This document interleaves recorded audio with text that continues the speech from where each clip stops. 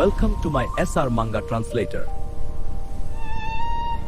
Hello বন্ধুরা, আজকে আমরা এক্সপ্লেইন করতে চলেছি নতুন মানুয়া যার নাম ডেড এন্ড ডেমনিক্স দ্য ফার্স্ট রিটার্নার। একটি সাধারণ শহরের রাস্তা ইউগোকে বেশ চিন্তিত দেখাচ্ছে। তার পাশের একজন ব্যক্তি তার কাঁধে হাত দিয়ে জিজ্ঞেস করছে সে কেন এত ঘাবড়ে আছে। ইউগোর পরিবার একটি রেস্টুরেন্টে যাওয়ার জন্য তাড়াহুড়ো করছে। তাদের আজ রাতের ডিনার রিজার্ভেশন আছে। ইউগো উদাসীনভাবে উত্তর দেয়, কিন্তু তার চোখে মুখে অস্থিরতা স্পষ্ট। পরিবারের সদস্যরা তাকে আশ্বস্ত করছে যে আজ তারা সবাই মিলে অনেক দিন পর ভালো খাবার খাবে। হঠাৎ বাতাসের মাঝে লাল রঙের ফাটল অর্থাৎ রিফটস দেখা দেয়। ইউগোর বাবা উৎসাহের সাথে সামনে এগিয়ে যাচ্ছে। ইউগোর চোখে প্রচণ্ড আতঙ্ক। সে কিছু একটা দেখতে পাচ্ছে যা অন্যরা দেখছে না।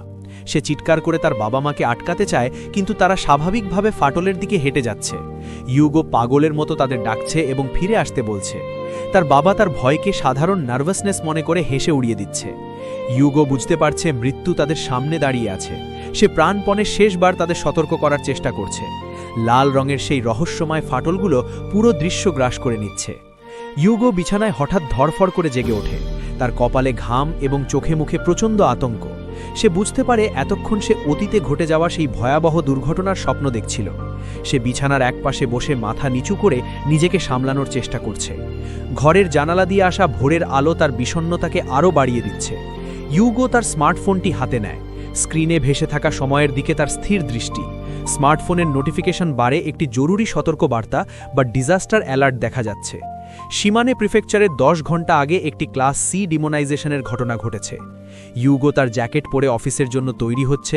সে বিড়বিড় করে বলছে যে এখন আবেগ সরিয়ে রেখে কাজে মন দিতে হবে। সে আয়নার সামনে দাঁড়িয়ে নিজেকে মানসিকভাবে প্রস্তুত করছে। আজ তার অফিসে ইন্সপেকশন ডে বা পরিদর্শনের দিন। শহরের বড় একটি ডিজিটাল স্ক্রিনে সংবাদের শিরোনাম দেখা যাচ্ছে। সময় তখন সকাল 8:38। সংবাদ পাঠক ঘোষণা করছে যে শিমানের সেই ক্লাস সি ঘটনার সমাধান হয়েছে এবং পরিস্থিতি এখন নিয়ন্ত্রণে। ইউগো সেই বিশাল স্ক্রিনের দিকে তাকিয়ে থাকে। শিমানে, এই একটি শব্দ তার মনে পুরনো ক্ষতকে আবারও তাজা করে দিচ্ছে। একটি গম্ভীর বর্ণনার দিয়ে শুরু হয়, যেখানে বলা হচ্ছে যে ডেমোনাইজেশন কখন কোথায় হবে তার কোনো সঠিক পূর্বাভাস দেওয়া সম্ভব নয়। এটি বাস্তবতাকে একটি দুঃস্বপ্নের মতো ঢেকে দেয় এবং পুরো এলাকা অন্ধকারাচ্ছন্ন এক নরকে পরিণত হয়, যেখানে দানবীয় শত্রুদের হাত থেকে বাঁচতে সাধারণ মানুষকে মৃত্যুর সাথে পাঞ্জা লড়তে হয়। এই নরক থেকে বের না হতে পারলে কেবল নিষ্ঠুর মৃত্যু ছাড়া আর কিছুই অবশিষ্ট থাকে না। পরের দৃশ্যের রক্তভেজা যুদ্ধক্ষেত্রে এক সেনাকে যন্ত্রণায় চিৎকার করতে দেখা যায়। সেখানে উপস্থিত হয় নতুন চরিত্র শিজুকা, যে একজন লিও ক্লাস সোলজার। সে অত্যন্ত রাগান্বিত এবং অন্য এক সৈন্যকে কলার ধরে শাসাচ্ছে। শিজুকা তাকে মনে করিয়ে দেয় যে মানুষকে রক্ষা করা তাদের দায়িত্ব, কিন্তু ওই সৈন্যের কাপুরুষতা এবং আক্রমণে বিলম্বের কারণে অতিরিক্ত 200 জন নিরপরাধ মানুষের মৃত্যু হয়েছে। অভিযুক্ত সৈন্যটি উল্টো অজুহাত দেয় যে সে 600 কিলোমিটার দূর থেকে ছুটে এসেছে, তাই সে প্রথমে বিপদে ঝাঁপ দেবে কেন? শিজুকা ঘৃণা ভরে তার কাঁধের ইনসিগনিয়া নিয়ে প্রশ্ন তোলে এবং তাকে পদত্যাগ করতে বলে। শিজুকা অভিভূত হয়ে পড়ে যখন সে ধ্বংসাবশেষের ভেতর একটি নার্সারি বা শিশু শিক্ষালয় দেখতে পায়। সেখানে দেওয়ালে ছোট ছোট শিশুদের আঁকা সৈনিকদের ছবি ছিল, যা দেখে তার হৃদয় ভেঙে যায়, কারণ সে জানত সাহায্য পৌঁছতে অনেক দেরি হয়ে গেছে। পরবর্তীতে এই ঘটনাটি খবরে মিস রিন্ডোর লেকচার হিসেবে প্রচারিত হয়। একজন ইগল ক্লাস সোলজার বিরক্ত হয়ে টিভি দেখছে এবং শিজুকার এই কঠোর আচরণের সমালোচনা করছে। শুরুতেই আমরা নতুন এক রহস্যময় চরিত্র হাকুরা কৌকির সাথে পরিচিত হই।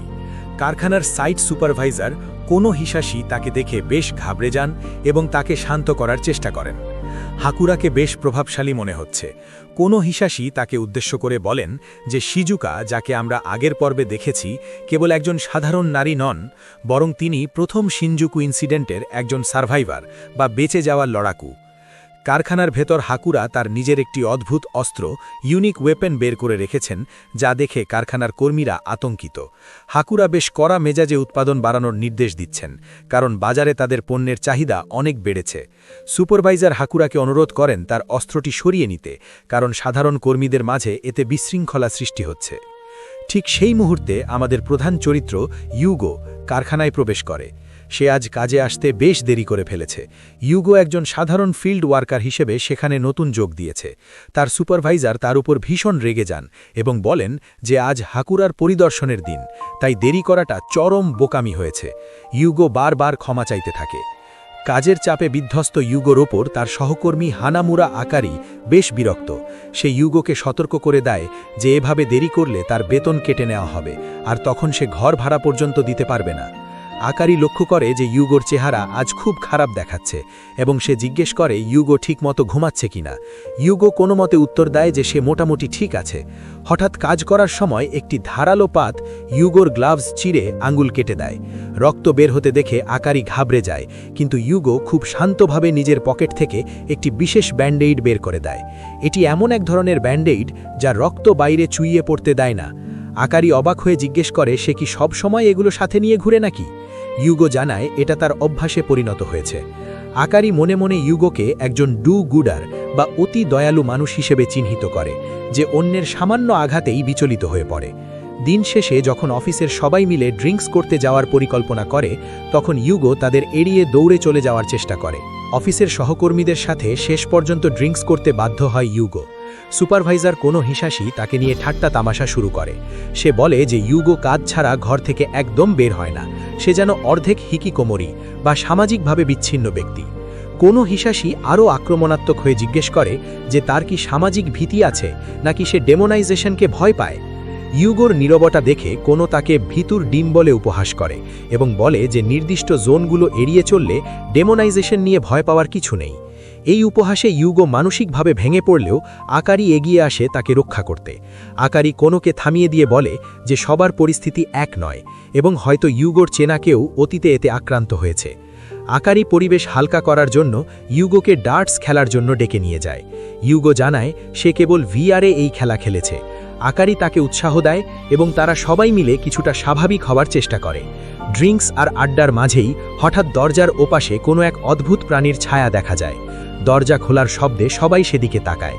একজন অদ্ভুত পোশাকধারী ব্যক্তিকে দেখে উপস্থিত সবাই তাকে নতুন কোনো স্টাফ বা বিনোদনের অংশ মনে করে ভুল করে। সুপারভাইজার হিসাসী দম্ভর সাথে তাকে সবার জন্য তাকিলা শট আনতে বলে। কেউ বুঝতে পারেনি যে মৃত্যু তাদের সামনে দাঁড়িয়ে আছে। পরের মুহূর্তেই আনন্দ রূপ নেয় আর্তনাদে। কোনো কিছু বুঝে ওঠার আগেই হিসাসীর ওপর আক্রমণ হয়। সে যন্ত্রণায় চিৎকার করে ওঠে, আমার হাত, আমার হাত। দৃশ্যটি এতটাই বীভৎস যে সবাই স্তব্ধ হয়ে যায়। ওই রক্তাক্ত অবস্থায় হিসাসী মাটিতে লুটিয়ে পড়ে আর চারদিকে রক্তের ফিনকি ছোটে। উপস্থিত সবাই আতঙ্কে জ্ঞান হারিয়ে ফেলার মতো অবস্থা। আকারি আর বাকিরা কেবল চিৎকার করছে। এই চরম বিশৃঙ্খলার মাঝে ইউগোকে লক্ষ্য করে কেউ একজন চিৎকার করে বলছে, ফুসিমি, পালাও, দৌড় দাও। আমরা দেখতে পাই শিজুকা অর্থাৎ মিস রিন্ডো তার গাড়িতে করে অত্যন্ত দ্রুত গতিতে নিগাটা অঞ্চলের দিকে এগিয়ে যাচ্ছে। কন্ট্রোল রুম থেকে তাকে তার অবস্থান জিজ্ঞেস করা হলে সে জানায় যে সে হেলিকপ্টারের অপেক্ষা না করে সড়ক পথেই বেশি দ্রুত পৌঁছাতে পারবে। যদিও এবারের ডেমোনাইজেশনটি ক্লাস সি, কিন্তু সেখানে পর্যাপ্ত সৈন্য নেই, তাই শিজুকাকে দ্রুত সেখানে নামার নির্দেশ দেওয়া হয়। শিজুকা আজ অন্য দিনের চেয়ে অনেক বেশি উত্তেজিত এবং সংকল্পবদ্ধ। সে জানায় যে সে সেখানে যাচ্ছে কারণ সেখানে তার একজন পুরানো কমরেড বা সহযোদ্ধা রয়েছে। কন্ট্রোল রুমের মনিটরে উদ্ধারযোগ্য ভিকটিমদের নামের তালিকায় ভেসে ওঠে ফুসিমি ইউগো 20 এবং হানামুরা আকারের নাম। বোঝা যাচ্ছে শিজুকা এবং ইউগোর মাঝে 8 বছর আগের সেই শিনজুকু ইনসিডেন্টের কোনো গভীর সম্পর্ক রয়েছে। এদিকে বারের ভেতর আকারি অত্যন্ত অবাক হয়ে ইউগো অস্ত্রের দিকে তাকিয়ে আছে। সে অস্ফুট স্বরে বলে, এটা তো সৈন্যদের রিওয়ার্ড ওয়েপন, তোমার কাছে এটা কিভাবে এলো? কিন্তু কথা শেষ করার সময়টুকুও তারা পায় না। একটি বিভীষিকাময় দানব হঠাৎ ইউগোর ঠিক পেছনে আবির্ভূত হয়। আকারি প্রচণ্ড চিৎকার করে ইউগোকে সতর্ক করে দেয়, ফুসিমি, তোমার পেছনে। বিপদ আরও ঘনীভূত হয় যখন দানবটি বারের বাকিদের ওপর ঝাঁপিয়ে পড়ে। ইউগো আর্তচিৎকার করে সুপারভাইজার কোনোকে উঠে দাঁড়াতে বলে এবং দ্রুত পাশের একটি মিক্সড ইউজ বিল্ডিংয়ের দিকে পালাতে নির্দেশ দেয়। হিসাসীর সেই অহংকার এখন ধুলোয় মিশে গেছে। সে কেবল প্রাণের ভয়ে কাঁপছে। কিন্তু পালানো এত সহজ নয়। দানবটি আক্রমণাত্মক হয়ে ওঠে এবং মোটোমি নামের এক সহকর্মীকে ধরে ফেলে। ইউগো এই ভয়াবহ পরিবেশ দেখে আবারও অতীতে ফিরে যায়। 8 বছর আগের সেই রক্তভেজা দিনগুলো তার চোখের সামনে ভেসে ওঠে। সে বুঝতে পারে চুপ করে থাকার সময় আর নেই। ইউগো তার অস্ত্র শেপ অফ পেইনকে দ্বিতীয়বারের মতো রূপান্তর বা ট্রান্সফর্ম করে। এবার ছুরিটি লম্বা হয়ে একটি বিশাল বর্ষার আকার ধারণ করে। সে প্রচণ্ড গর্জনে ঘোষণা করে, the pain of being spared, অর্থাৎ সে দানবটিকে এবার বর্ষা বিদ্ধ হওয়ার তীব্র যন্ত্রণা অনুভব করাবে। ইউগো অন্যদের পালানোর সুযোগ করে দিতে দানবটির ওপর মরণ কামড় দেয়। সে জানে এটাই হয়তো তাদের বাঁচার শেষ সুযোগ। সহকর্মীরা একটি বড় বিল্ডিংয়ের ভেতর আশ্রয় নিয়েছে, কিন্তু তারা আতঙ্কে কাঁপছে, ভাবছে তারা কি এখানে ইঁদুরের মতো আটকা পড়ে গেল কিনা। ইউগো শান্তভাবে পরিস্থিতি বিশ্লেষণ করে। সে বুঝতে পারে দানবগুলো কেন তাদের তাড়া করে ভেতরে আসছে না। দানবদের মূল লক্ষ্য হল অল্প সময়ে যত বেশি সম্ভব মানুষকে হত্যা করা। বিল্ডিংয়ের ভেতর ধাওয়া করে ওপরের তলায় গিয়ে শিকার ধরা তাদের জন্য ইনএফিশিয়েন্ট বা সময় সাপেক্ষ, তাই তারা সহজ শিকারের খোঁজে অন্যদিকে চলে গেছে। আকারি অবাক হয়ে ভাবে এই চরম বিপদের মুখে দাঁড়িয়েও ইউগো কতটা বিচক্ষণতার সাথে রণকৌশল সাজিয়েছে। কিন্তু বিপদের মেঘ কাটেনি। সুপারভাইজার কোনো হঠাৎ যন্ত্রণায় চিৎকার করে ওঠে। তার কাটা হাত দিয়ে অঝরে রক্ত ঝরছে। তার অবস্থা আশঙ্কাজনক। দ্রুত কিছু না করলে সে মারা যাবে। বিল্ডিংয়ের ভেতর যন্ত্রণায় কাতরাতে থাকা সুপারভাইজার কোনোকে ইউগো সান্ত্বনা দেয়। সে জানায় যে এই ডেমোনাইজেশনের নরকে মানুষ চাইলেই সহজে মরতে পারে না। এই জগৎটি মানুষের কষ্টকে দীর্ঘায়িত করার জন্যই ডিজাইন করা হয়েছে। ইউগো নিজের পকেট থেকে একটি শক্তিশালী পেইন কিলার বা ব্যথানাশক ওষুধ বের করে কোনোকে দেয়। সে জানায় এটি তার কাছে অনেকটা রক্ষা কবচের মতো। ইউগো তাকে সাহস দিয়ে বলে যে যদি সে বেঁচে থাকতে পারে তাহলে বোনাস রিওয়ার্ড হিসেবে তার ক্ষত নিজে থেকেই সেরে যাবে। সুপারভাইজার কোনো অবাক হয়ে জিজ্ঞেস করে ইউগো কেন তার জন্য এত কিছু করছে। ইউগো খুব সহজভাবে উত্তর দেয়, যদি আমরা একে অপরকে সাহায্য না করি তবে আমাদের সবাইকেই মরতে হবে। এরপর ইউগো সবাইকে এক হয়ে লড়াই করার পরিকল্পনা দেয়। সে জানায় কেবল লুকিয়ে থেকে বা আত্মরক্ষা করে এই নরক থেকে বের হওয়া সম্ভব নয়। এই ডেমন ওয়ার্ল্ডের একটি বিশেষ প্যাটার্ন বা নিয়ম আছে। যেখানে শত্রু থাকে সেখানে টিকে থাকার জন্য পর্যাপ্ত অস্ত্রও থাকে। ইউগো দৃঢ়ভাবে বলে যে যদি তারা এই বিল্ডিংটি ভালোভাবে তল্লাশি করে তাহলে তারা অবশ্যই এমন কিছু পাবে যা দিয়ে এই বানবদের মোকাবেলা করা সম্ভব। বিল্ডিংয়ের ভেতর তল্লাশি চালিয়ে ইউগো এবং তার দল বেশ কিছু শক্তিশালী অস্ত্র খুঁজে পায়। তাদের হাতে এখন শটগান এবং হ্যান্ডগান রয়েছে। ইউগো সবাইকে বুঝিয়ে বলে যে টিকে থাকতে হলে কেবল আত্মরক্ষা নয়, বরং তাদের আক্রমণের তেজ বাড়াতে হবে। তার পরিকল্পনা হল অন্যান্য সার্ভাইভারদের সাথে একত্রিত হওয়া এবং শত্রুদের শিকার করে এক্সপিরিয়েন্স পয়েন্ট অর্জন করা। ইউগো জানালার ধার থেকে বাইরের পরিস্থিতি পর্যবেক্ষণ করে। সে দেখতে পায় দানবগুলো অন্য একটি বিল্ডিংয়ের দিকে ধেয়ে যাচ্ছে, যেখানে একদল সার্ভাইভার আশ্রয় নিয়েছে। ইউগো এটাকে একটা সুযোগ হিসেবে দেখে। সে বলে, আমাদের কাছে হাই গ্রাউন্ড বা সুবিধাজনক অবস্থান আছে, এটাই আমাদের জেতার চাবিকাঠি। সে তার দলকে বিভিন্ন ভাগে ভাগ করে দেয়। আকারি এবং কোনোকে নির্দেশ দেয় উঁচুতলা থেকে স্নাইপারের মতো গুলি চালাতে, আর হিদাকা ও মোটোমিকে নির্দেশ দেয় নিচতলার জানালা দিয়ে আক্রমণ করতে, যাতে দানবগুলো বিল্ডিংয়ের ভেতরে ঢুকতে না পারে। ইউগো নিজে সামনে থেকে নেতৃত্ব দেওয়ার সিদ্ধান্ত নেয়। আকারি চিন্তিত হয়ে জিজ্ঞেস করে, ফুসিমি, তুমি কি খুব বেশি চাপ নিচ্ছ না তো? ইউগো খুব শান্তভাবে উত্তর দেয়, আমি ঠিক আছি, আমি এই নরকে অভ্যস্ত। বিশাল দানব বাহিনীকে দেখে ইউগো বুঝতে পারে যে সাধারণ ছুরি দিয়ে এদের থামানো অসম্ভব। তাকে আক্রমণের পরিধি বা ব্যান্ডউইথ বাড়াতে হবে। সে দানবদের প্রকৃতি বিশ্লেষণ করে দেখে এরা ডেমোনাইজেশনের কারণে ব্যথার অনুভূতি হারিয়েছে এবং প্রাণের মায়া ছাড়া শান্তভাবে শেষ পর্যন্ত লড়াই করে যায়। এদের সরাসরি মোকাবিলা করা অত্যন্ত কঠিন, কিন্তু ইউগো জানে এদের একটি দুর্বলতা আছে। যদিও এরা ব্যথার তোয়াক্কা করে না, কিন্তু এদের শরীরে নির্দিষ্ট কিছু ভালনারেবল পয়েন্ট বা দুর্বল স্থান তৈরি হয়, যেমন ঘাড়, মাথা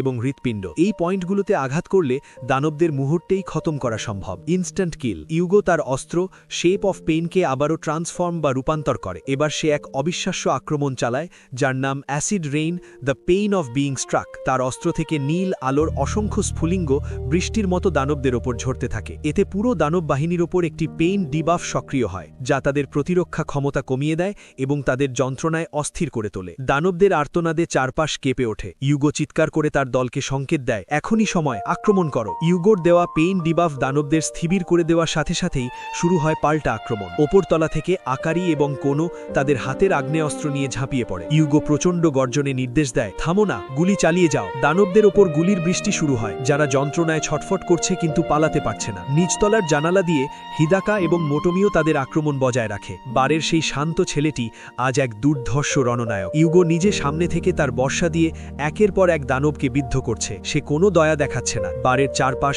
এখন ধোঁয়া, বারুদ আর দানবদের নীল রক্তে ভেসে যাচ্ছে। যুদ্ধের এই উন্মাদনায় একজন দানব ইউগোর খুব কাছে চলে আসার চেষ্টা করলে সে অত্যন্ত ক্ষিপ্রতার সাথে তাকে প্রতিহত করে। ইউগোর চোখে মুখে এখন আর কোনো ক্লান্তি নেই, আছে কেবল টিকে থাকার এক আদিম নেশা। সে চিৎকার করে বলে, তোরা ভেবেছিস আমাদের এত সহজে মেরে ফেলবি, হারামি কোথাকার। সাধারণ একদল মানুষ আজ ইউগোর নেতৃত্বে হয়ে উঠেছে একটি অপরাজেয় সৈনিক। আকারির নিখুঁত নিশানায় একের পর এক দানব ধরাশায়ী হচ্ছে। ইউগো তার প্রশংসা করে বলে, নাইস শট। আকারি হাসি মুখে উত্তর দেয় যে সে কেবল ডার্টস নয়, বরং প্রচুর FPS গেমও খেলেছে এবং সেখানে সে অনেক সময় ব্যয় করেছে। তার গেমিং অভিজ্ঞতা আজ বাস্তবে তাদের জীবন বাঁচাতে সাহায্য করছে। হঠাৎ একটি বড় দানব ধ্বংস হওয়ার পর সেখান থেকে একটি উজ্জ্বল বস্তু নির্গত হয়। ইউগো সেটা দেখে অবাক হয়ে চিৎকার করে ওঠে, আইটেম ড্রপ। সে জানায় যে আকারি অত্যন্ত ভাগ্যবান, কারণ যুদ্ধের এত শুরুর দিকেই তারা একটা রেয়ার ড্রপ বা বিরল আইটেম পেয়েছে। ইউগো আরও জানায় যে এই আইটেমটি পাওয়া অত্যন্ত কঠিন। এর ড্রপ রেট মাত্র 3%। যদিও আইটেমটির সঠিক বিবরণ এখনও রহস্যে ঘেরা, কিন্তু এই বিরল প্রাপ্তি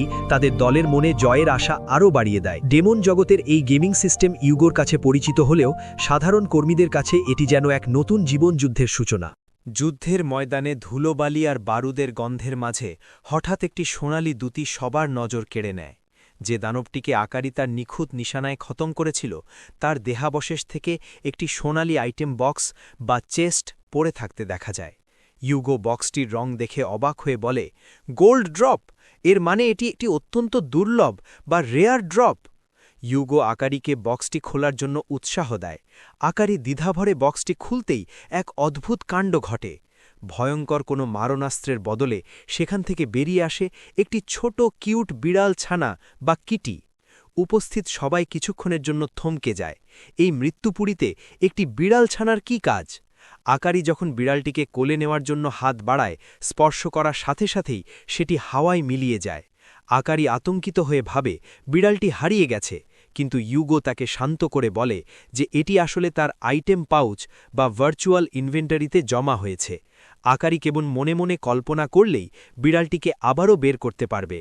ইউগো আরও যোগ করে যে যেসব আইটেমের কাজ প্রথম দেখায় বোঝা যায় না, সেগুলো আসলে অত্যন্ত গুরুত্বপূর্ণ কি আইটেম বা চাবিকাঠি। এই বিড়ালটিই হয়তো তাদের এই নরক থেকে মুক্তির পথ দেখাবে। ইউগোর পরিকল্পনা অনুযায়ী তারা যখন অন্য সার্ভাইভারদের সাথে একত্রিত হতে যায়, তখন তারা দেখতে পায় একদল বয়স্ক মানুষ একটি কেয়ার হোমে আটকে আছেন। তারা ভয়ে কাঁপছিলেন এবং ভাবছিলেন আজই তাদের শেষ দিন।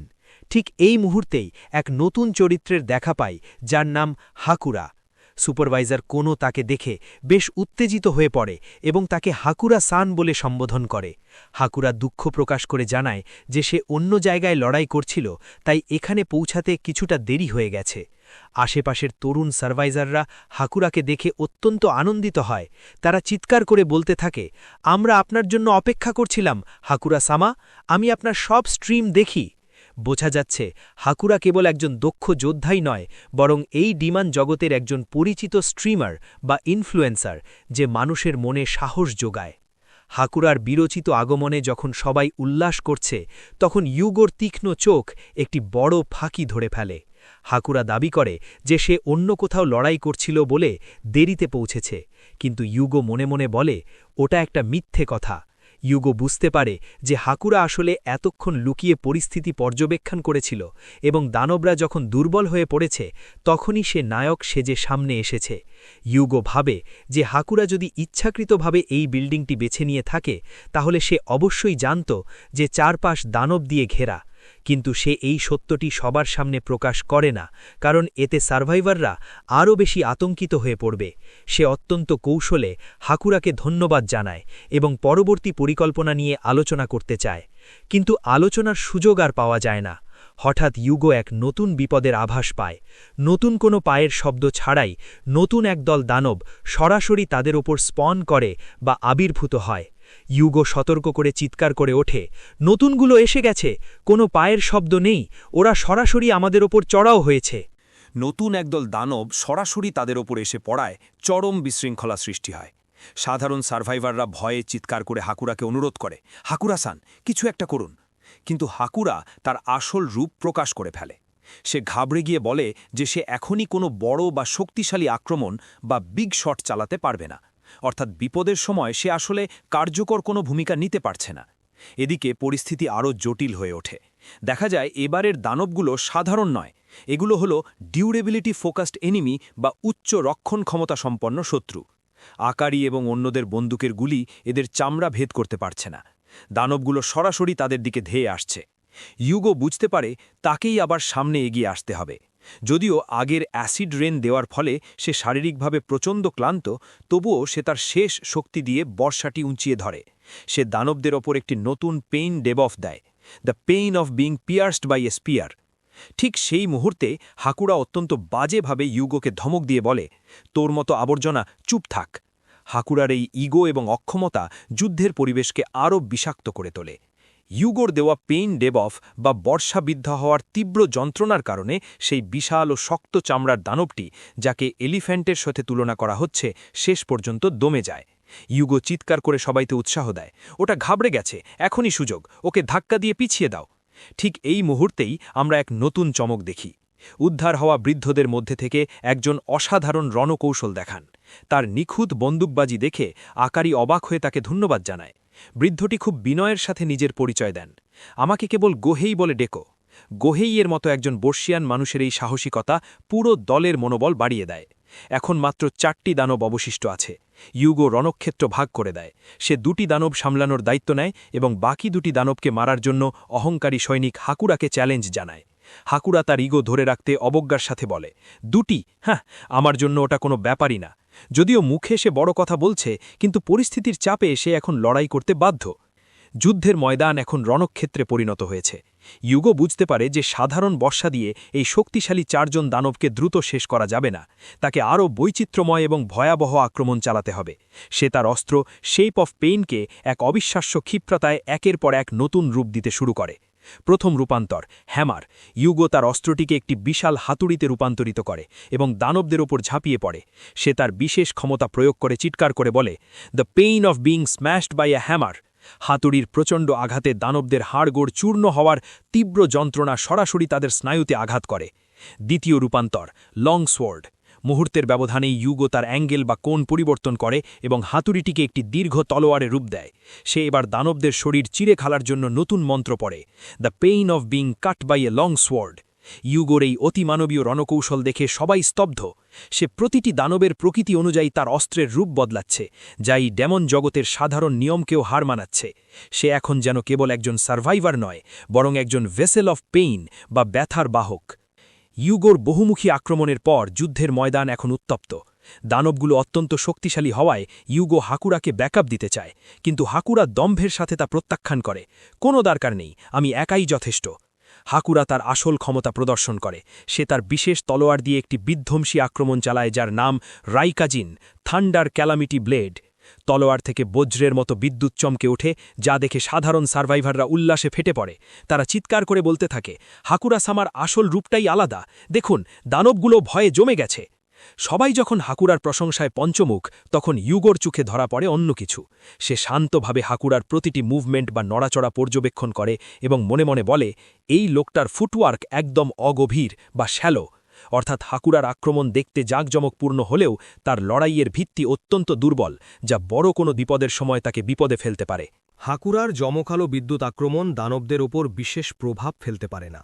ইউগো তীক্ষ্ণভাবে লক্ষ্য করে যে হাকুরার বিদ্যুৎ কেবল দানবদের সামান্য স্টান বা স্থোষ করছে, কিন্তু তাদের শেষ করার কোনো ক্ষমতা তার নেই।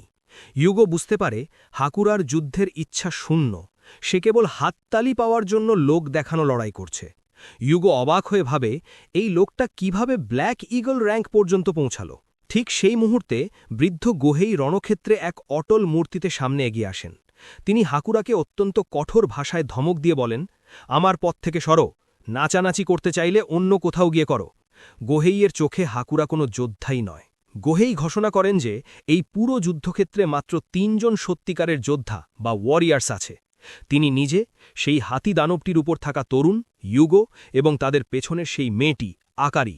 বাকি সবাই কিভাবে বাঁচতে হয় তা ভুলে গেছে। গোহেইয়ের এই সাহসী বয়ান পুরো যুদ্ধের পরিস্থিতিকে আরও গম্ভীর করে তোলে। যুদ্ধের ময়দানে ইউগো যখন নতুন দানবদের ওপর পেইন ডেবফ দেওয়ার প্রস্তুতি নিচ্ছে তখন বৃদ্ধ গোহেই তাকে অবাক করে দিয়ে বলেন, তুমি এবার হাতি থেকে নেমে আসতে পারো।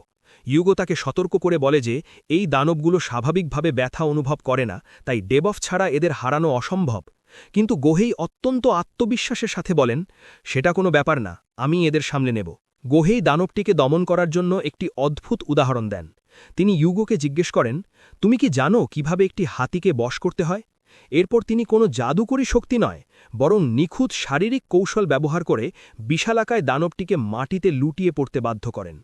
গোহেই অত্যন্ত শান্তভাবে দানবটির ওপর হাত রেখে বলেন, শান্ত হও, ছটপট করো না। ইউগো লক্ষ্য করে যে গোহেই কোনো বড় আঘাত না করেও ঠিক সেই সব জায়গায় চাপ দিচ্ছেন যা একটি হাতির দুর্বল পয়েন্ট বা উইক পয়েন্টস। গোহেইয়ের এই কৌশল ইউগোর অস্ত্রের আঘাতের চেয়েও বেশি কার্যকর হচ্ছে। গোহেই ইউগোকে সতর্ক করে বলেন, মনোযোগ হারিও না ছোকরা, এবার আমাদের জায়গা বদল করার সময় হয়েছে। গোহেই দানবটিকে পুরোপুরি নিয়ন্ত্রণে নিয়ে আসেন। তিনি অত্যন্ত শান্তভাবে দানবটির চোখে চোখ রেখে বলেন, আমি অন্তত তোমার শত্রু নই, তাই না?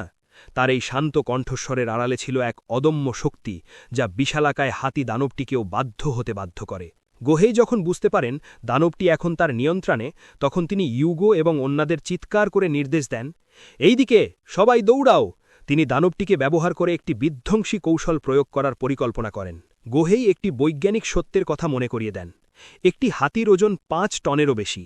তিনি দানবটিকে এমনভাবে আছড়ে ফেলেন যে তার নিজের শরীরের ওজনই তার জন্য কাল হয়ে দাঁড়ায়। গোহেইয়ের ভাষায় শরীরের ওজনই হল পৃথিবীর শ্রেষ্ঠ হাতুড়ি।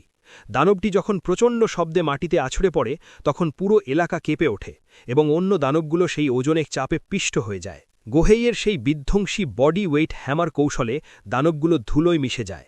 ইউগো হাঁপাতে হাঁপাতে বলে, আমরা শেষ পর্যন্ত পেরেছি। দানবদের সেই বিশাল দেহ চূর্ণ হতে দেখে সবাই স্তব্ধ হয়ে যায়। আকারী যুদ্ধের ফলাফল বিশ্লেষণ করতে গিয়ে একটি তিক্ত সত্য লক্ষ্য করে। সে ফিসফিস করে বলে, ইউগো আর ওই বৃদ্ধ গোহেই তো সবটা করল, কিন্তু হাকুরাসান, সে তো একটা দানবকেও পুরোপুরি খতম করতে পারল না, তাই না? হাকুরার মিথ্যে বীরত্বের মুখোশ এখন তাদের ছোট দলের কাছে পুরোপুরি উন্মোচিত। ঠিক সেই মুহূর্তে আকাশ থেকে একটি যান্ত্রিক আওয়াজ ভেসে আসে, ইনিশিয়াল সিকোয়েন্স কমপ্লিট। সিস্টেম ঘোষণা করে যে প্রথম পর্যায়ের যুদ্ধ শেষ হয়েছে এবং এখন জীবিতদের জন্য বোনাস সার্ভাইভার রিওয়ার্ডস বা বেঁচে থাকার পুরস্কার বিতরণ করা হচ্ছে। চারপাশের পরিবেশ আবার বদলাতে শুরু করে, যা এক নতুন অধ্যায়ের ইঙ্গিত দেয়। প্রথম পর্যায়ের লড়াই শেষ হওয়ার পর সিস্টেমের পক্ষ থেকে সার্ভাইভারদের পারফরম্যান্স অনুযায়ী পুরস্কার ঘোষণা করা হয়। ইউগো ব্যাখ্যা করে যে প্রতিটি সিকোয়েন্সের শেষে দক্ষতা বা পারফরম্যান্স অনুযায়ী সবার ক্ষমতা বৃদ্ধি পায়, যাকে বলা হয় স্টেটাস আপ। বিজয়ীদের নতুন শক্তি, Yugo Fushimi, strength 3, agility 3, endurance 2, spirit 4 এবং লাক 1 বৃদ্ধি পায়। আকারি হানামুরা, তার ক্ষিপ্রতা বা অ্যাজিলিটি 1 লাফে 5 পয়েন্ট বেড়ে যায় এবং তার ভাগ্য 4 পয়েন্ট বৃদ্ধি পায়। গোহেই মূরত, অভিজ্ঞ এই বৃদ্ধের স্ট্রেংথ 4 এবং স্পিরিট 4 বৃদ্ধি পায়। গোহেই অবাক হয়ে লক্ষ্য করেন যে তার দীর্ঘদিনের পিঠের ব্যথা বা ব্যাক পেইন পুরোপুরি সেরে গেছে। পুরস্কার বিতরণের আনন্দ বেশিক্ষণ স্থায়ী হয় না। সিস্টেম হঠাৎ এক নতুন ঘোষণা দেয়, a large scale structure will now be added to the field, অর্থাৎ এই রণক্ষেত্রে এখন বিশাল একটি স্থাপনা বা দুর্গ তৈরি হতে যাচ্ছে। সিস্টেম থেকে সবাইকে অবিলম্বে এলাকাটি খালি করার বা ইভ্যাকুয়েট করার নির্দেশ দেওয়া হয়। সবাই অবাক হয়ে তাকিয়ে থাকে। প্রথম ধাপের লড়াই শেষ হতেই আকাশ জুড়ে এক বিশাল ঘোষণা ভেসে আসে, অ্যানাউন্সিং দ্য ট্রায়াল। সিস্টেম থেকে 900 সেকেন্ডের একটি কাউন্টডাউন শুরু হয় এবং সবাইকে যুদ্ধের প্রস্তুতি নিতে বলা হয়। এবারের লক্ষ্য হল একটি নির্দিষ্ট বস দানবকে হারানো, the ring master at the circus. You go বুঝতে পারে এটি একটি ক্লাসিক বস ফাইট, তবে এখানে কোনো রিট্রাই বা দ্বিতীয় সুযোগ নেই। এদিকে যুদ্ধের ধকল কাটিয়ে ওঠার আগেই গোহেইয়ের সঙ্গীরা তাকে নিয়ে চিন্তিত হয়ে পড়ে। তারা তাকে ভবনের ভেতরে গিয়ে বিশ্রাম নিতে বললে গোহেই গর্জে উঠে বলেন, বাজে কথা বলো না, আসল লড়াই তো এখান থেকেই শুরু। এরপর এক চমৎকার মুহূর্ত তৈরি হয়, যেখানে মূল ত্রয়ী একে অপরের সাথে আনুষ্ঠানিকভাবে পরিচয় বিনিময় করে। গোহেই মূরত, তিনি নিজেকে কেবল একজন বাতিল হয়ে যাওয়া পুরনো ভাল্লুক শিকারী হিসেবে পরিচয় দেন। তার এই পরিচয় থেকেই বোঝা যায় কেন তিনি দানবদের দুর্বল পয়েন্টগুলো এত নিখুঁতভাবে জানতেন। আকারি হানামুরা, সে নিজেকে একজন সাধারণ অফিস কর্মী এবং FPS গেমার হিসেবে পরিচয় দেয়। ইউগো ফুশিমি, সে হাকুরার কথা ভেবে চিন্তিত হয়ে পড়ে।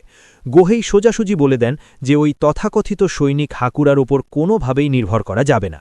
যদিও ইউগো জানে হাকুরা একজন ব্ল্যাক ইগল ক্লাসের যোদ্ধা, তবুও তার আচরণ তাদের দুশ্চিন্তায় ফেলেছে। যুদ্ধের পর হাকুরার অযোগ্যতা নিয়ে যখন সবাই সন্দিহান, তখন হাকুরা নিজের সাফাই গাইতে শুরু করে। সে দাবি করে যে সে আসলে তার আসল ক্ষমতা দেখায়নি, বরং সে ইচ্ছা করে পিছিয়েছিল যাতে ইউগো এবং অন্যদের স্ট্যাটস বা সক্ষমতা বাড়তে পারে। সে বলে, শেষ আঘাতটি না করা আমার জন্য কষ্টের ছিল, কিন্তু তোমাদের উন্নতির জন্যই আমি নিজেকে আটকে রেখেছি। সাধারণ মানুষ তার এই অজুহাত বিশ্বাস করে তাকে পেশাদার মনে করে স্বস্তি পায়। তবে ইউগো এই মিথ্যেটা ধরে ফেললেও সে হাকুরাকে সবার সামনে অপমান করে না।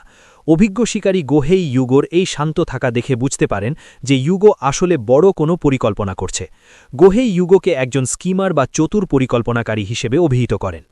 ইউগো জানে যে হাকুরার একটি সামাজিক অবস্থান আছে এবং মানুষ তাকে বিশ্বাস করে, তাই সে হাকুরাকে সরাসরি যুদ্ধে না পাঠিয়ে তাকে একটি দায়িত্ব দেয়। সার্ভাইভারদের মধ্য থেকে অন্তত 10 জন সাহসী মানুষকে খুঁজে বের করা যারা যুদ্ধ করতে ইচ্ছুক।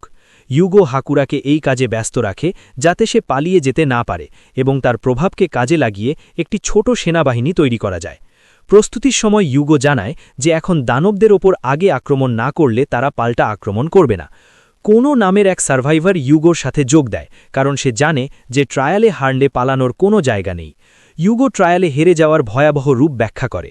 সে একে পানিশমেন্ট গেম বা শাস্তির খেলা বলে অভিহিত করে। শাস্তির নিয়ম: ট্রায়ালে হারলে পুরো এলাকায় অসংখ্য দানব জন্মাতে শুরু করবে, যা কখনো শেষ হবে না। এই দানবদের আক্রমণ ততক্ষণ চলবে যতক্ষণ না ডেমন ফল শেষ হয়। পরিণতি: এই পরিস্থিতিতে সাধারণ মানুষের বেঁচে থাকার সম্ভাবনা 10%-এরও নিচে নেমে যায়। ইউগো একে সরাসরি ম্যাসেকার বা গণহত্যা হিসেবে বর্ণনা করে। গোহেই ইউগোর অগাধ অভিজ্ঞতা দেখে অবাক হয়ে জিজ্ঞেস করেন যে সে কি কোনো অবসরপ্রাপ্ত অভিজ্ঞ সৈনিক কি না। তখন ইউগো তার জীবনের সবচেয়ে বড় রহস্য উন্মোচন করে। সে জানায় যে সে 2030 সালে শিনজুকুতে ঘটে যাওয়া প্রথম দুঃস্বপ্ন থেকে বেঁচে রাখা একজন সার্ভাইভার। ইউগো এবং তার দল অবশেষে সেই রহস্যময় স্থাপনাটির সামনে পৌঁছায় যাকে সিস্টেম সার্কাস বলে অভিহিত করেছে। কিন্তু ভেতরে ঢোকার রাস্তা সহজ নয়। প্রবেশদ্বারটি অসংখ্য দানব বা গেটকিপার্স দ্বারা পাহারা দেওয়া হচ্ছে। ইউগো লক্ষ্য করে যে প্রস্তুতির সময় বা প্রেপ টাইম শেষ না হওয়া পর্যন্ত এই দানবগুলো নিজে থেকে আক্রমণ করবে না। তাই সে পরিস্থিতির সুযোগ নিয়ে পাল্টা কৌশল সাজায়। বন্দুকধারীদের অবস্থান: যাদের কাছে বন্দুক আছে তাদের বাম এবং ডান দিকে ছড়িয়ে পড়ে কভার নিতে বলা হয়। ইউগোর নির্দেশ হল যতটা সম্ভব ছড়িয়ে থেকে একে অপরকে সাপোর্ট দেওয়া। প্রতিরক্ষা বলয়: বন্দুকের গুলি এড়িয়ে কোনো দানব যদি সামনে এগিয়ে আসে, তবে ইউগো এবং হাকুরা তাদের মাঝপথে বাধা দেবে বা ইন্টারসেপ্ট করবে। হাকুরার ভূমিকা: ইউগো হাকুরাকে সরাসরি বিশ্বাস না করলেও তাকে একটি নির্দিষ্ট দায়িত্ব দেয়। সে হাকুরাকে নির্দেশ দেয় তার ইলেকট্রিক শট দিয়ে দানবদের স্টান বা অবশ করে দিতে। ইউগো হাকুরার খেলার ধরন বা প্লে স্টাইল ধরে ফেলে তাকে সঠিক জায়গায় কাজে লাগায়। সার্কাসের প্রবেশপথে দাঁড়িয়ে ইউগো তার অস্ত্রের সবচেয়ে ভয়ঙ্কর রূপটি প্রদর্শন করে। যখন কয়েক ডজন গেটকিপার দানব তাদের দিকে ধেয়ে আসছিল, ইউগো তার বিশেষ ক্ষমতার প্রয়োগ করে the pain of being pierced by 1000 iron arrowheads. এটি কোনো সাধারণ আঘাত ছিল না। এই পেইন ডেবফ বা যন্ত্রণার অভিশাপটি মুহূর্তের মধ্যে সব দানবের স্নায়ুতন্ত্রে ছড়িয়ে পড়ে। দানবগুলো যখন যন্ত্রণায় চিৎকার গিয়া ওয়া আ করতে শুরু করে, ইউগো তখনই পাল্টা আক্রমণের সুযোগ নেয়। সে তার দলকে নির্দেশ দেয় ওপেন ফায়ার বা গুলি চালানোর জন্য। স্ট্যাটাস আপ হওয়ার কারণে ইউগো এখন আগের চেয়ে অনেক বেশি শক্তিশালী এবং আত্মবিশ্বাসী। সে একাই বড় দানবদের সামলানোর ক্ষমতা অর্জন করেছে। যুদ্ধের বিভীষিকা কাটিয়ে ইউগো যখন সার্ভাইভারদের একত্রিত করার চেষ্টা করছে, তখন হাকুরার আসল রূপ আরও স্পষ্টভাবে ফুটে ওঠে। হাকুরা দাবি করে যে সে দেরিতে এসেছে কারণ সে অন্য কোথাও লড়াই করছিল, কিন্তু ইউগো বুঝতে পারে যে এটি একটি ডাহা মিথ্যে। হাকুরা আসলে নিরাপদ দূরত্বে লুকিয়ে থেকে পরিস্থিতি পর্যবেক্ষণ করছিল এবং লড়াই শেষ হওয়ার পর নায়কের বেশে আবির্ভূত হয়েছে। সার্কাসের প্রবেশপথে যখন নতুন দানবরা জন্মাতে শুরু করে, তখন ইউগো এবং হাকুরার মধ্যকার কৌশলী লড়াই শুরু হয়। ইউগো হাকুরাকে নির্দেশ দেয় তার ইলেকট্রিক শট দিয়ে দানবদের অবশ করে দিতে। লড়াই চলাকালীন ইউগো তার অস্ত্রের রূপ পরিবর্তন করে এবং the pain of being cut by a long sword ওয়ান্ট্রে দানবদের নিধন করতে থাকে। ইউগো আরও জানায় যে ট্রায়ালে ব্যর্থ হওয়ার শাস্তি হল পানিশমেন্ট গেম, যেখানে দানবদের অন্তহীন আক্রমণ শুরু হবে এবং সাধারণ মানুষের বাঁচার সম্ভাবনা 10% নিচে নেমে আসবে। এই মরণ খেলার হাত থেকে বাঁচতে হলে তাদের অবশ্যই ট্রায়াল সম্পন্ন করতে হবে। যুদ্ধের ময়দানে যখন বিশালাকায় হাতি দানবগুলো আবার আক্রমণ করতে শুরু করে, তখন গোহেই অত্যন্ত শান্তভাবে দায়িত্ব নেন। তিনি বলেন, এটা আমার উপর ছেড়ে দাও। গোহেই একটি নিখুঁত লাতকি ব্যবহার করে দানবটিকে ধরাশায়ী করেন, যা দেখে আকারি এবং ইউগো অবাক হয়ে যায়। গোহেইর এই অতিমানবিক দক্ষতা দেখে আকারি কৌতূহলী হয়ে প্রশ্ন করে যে তিনি আসলে সারা জীবন কি করেছেন। গোহেই তার জীবনের ইতিহাস সংক্ষেপে তুলে ধরেন। ভালুক শিকারী, তিনি 40 বছর পর্যন্ত পেশাদারভাবে ভালুক বা বেয়ার্স শিকার করেছেন। বিশ্বভ্রমণ এবং শিকার, এরপর তিনি কেবল একটি জায়গায় থমকে থাকেননি। তিনি সারা পৃথিবী ঘুরে বেরিয়েছেন এবং পৃথিবীর বিভিন্ন প্রান্তে হিংস্র সব বন্য পশু বা জানোয়ারদের তাড়া করে বেরিয়েছেন। তার এই দীর্ঘদিনের অভিজ্ঞতাই তাকে শিখিয়েছে কিভাবে বড় বড় দানবদের শরীরের দুর্বল পয়েন্টগুলো খুঁজে বের করে তাদের বশ করতে হয়। হাকুরা গোহেইয়ের দক্ষতা দেখে বেশ অবাক হয়। সে মনে মনে ভাবতে থাকে যে গোহেই আসলে কোন র্যাঙ্কের যোদ্ধা, ব্ল্যাক ইগল নাকি তার চেয়েও শক্তিশালী সিলভার বেয়ার। তবে বিজয়ের আনন্দ বেশিক্ষণ স্থায়ী হয় না। ইউগো হঠাৎ করে অসুস্থ বোধ করতে শুরু করে এবং তার মাথা ঘোরে, লাইট হেডেড। সে বুঝতে পারে যে দীর্ঘ লড়াই এবং মানসিক চাপের কারণে তার শরীর ভেঙে পড়ছে, কিন্তু সে দলের মনোবল বজায় রাখতে নিজের এই দুর্বলতা লুকিয়ে রাখে এবং বলে, এটা কিছু না, একটু রিল্যাক্স হওয়ায় এমন লাগছে। অবশেষে তারা সার্কাস দুর্গের ভেতরে ঢোকার সিদ্ধান্ত নেয়, যেখানে তাদের জন্য অপেক্ষা করছে ট্রায়ালের চূড়ান্ত শত্রু, দ্য ডেজিগনেটেড বস। সার্কাস দুর্গের ভেতরে প্রবেশ করার সময় আকারি লক্ষ্য করে যে এখানকার করিডরগুলো অদ্ভুতভাবে লম্বা এবং স্থান বা স্পেস যেন বেঁকে যাচ্ছে। এই গোলকধাঁধার মাঝেই আকারি ইউগোকে তার শারীরিক অবস্থা নিয়ে সরাসরি প্রশ্ন করে। সে বুঝতে পেরেছে ইউগো কিছু একটা লুকাচ্ছে। ইউগো অবশেষে তার ক্ষমতার আসল রহস্য প্রকাশ করে। তার ক্ষমতার নাম ভেসেল অফ পেইন বা যন্ত্রণার আধার। কৌশল, এটি এমন এক ক্ষমতা যা অতীতে ইউগোর ওপর হওয়া বিভিন্ন প্রাণঘাতী আক্রমণগুলোকে যন্ত্রণার মাধ্যমে পুনরায় তৈরি করে শত্রুর ওপর প্রয়োগ করে। ভয়াবহতা, ইউগো যখনই কোনো বিশেষ আক্রমণ যেমন তলোয়ারের কোপ বা তীরের আঘাত ব্যবহার করে, তখন সেই পুরনো আঘাতের যন্ত্রণা তার শরীরে ঠিক একইভাবে ফিরে আসে। এটি অনেকটা ফ্ল্যাশব্যাক বা সিজারের মতো, যা তাকে শারীরিকভাবে বিধ্বস্ত করে দেয়। আকারি স্তম্ভিত হয়ে উপলব্ধি করে যে ইউগো এ পর্যন্ত যেসব বিধ্বংসী ক্ষমতা ব্যবহার করেছে, যেমন তলোয়ারে কাটা পড়া, অ্যাসিডে গলে যাওয়া বা হাজার তীরের আঘাত, তার প্রতিটি ইউগো অতীতে নিজের শরীরে সহ্য করেছে। করিডরের রহস্যময় পরিবেশ আকারিকে তার অতীতের সেই ভয়ঙ্কর স্মৃতির মুখোমুখি দাঁড় করিয়ে দেয়। আকারি স্বীকার করে যে 2030 সালের শিনজুকু ট্র্যাজেডির সেই বিভৎস রূপ তাকে মানসিকভাবে পঙ্গু করে দিয়েছিল। সেই দিনের পর থেকে সে ঘরের বাইরে যেতে ভয় পেত এবং নিজেকে 4 দেওয়ালের মাঝে বন্দী করে ফেলেছিল। সে সব কিছু ভুলে যেতে চেয়েছিল, কিন্তু অবচেতন মনে ইন্টারনেটে ডেমন ফল নিয়ে সবসময় তথ্য খুঁজত। শেষ পর্যন্ত সে বুঝতে পারে যে এই নরক থেকে পালানোর কোনো পথ নেই। এরপর এক আবেগঘন দৃশ্যে আকারি ইউগোর হাত চেপে ধরে। সে বুঝতে পেরেছে যে ইউগো নিজের শরীরের ওপর কতটা চরম অত্যাচার করছে শুধু অন্যদের বাঁচানোর জন্য। সে ইউগোকে গালি দিয়ে বলে, তুমি নিজেকে বড্ড বেশি খাটাচ্ছ ইডিয়েট। তবে এই গালির পেছনে ছিল গভীর উদ্বেগ। সে ইউগোকে অন্তত এক মুহূর্তের জন্য থামতে এবং নিজের যত্ন নিতে অনুরোধ করে।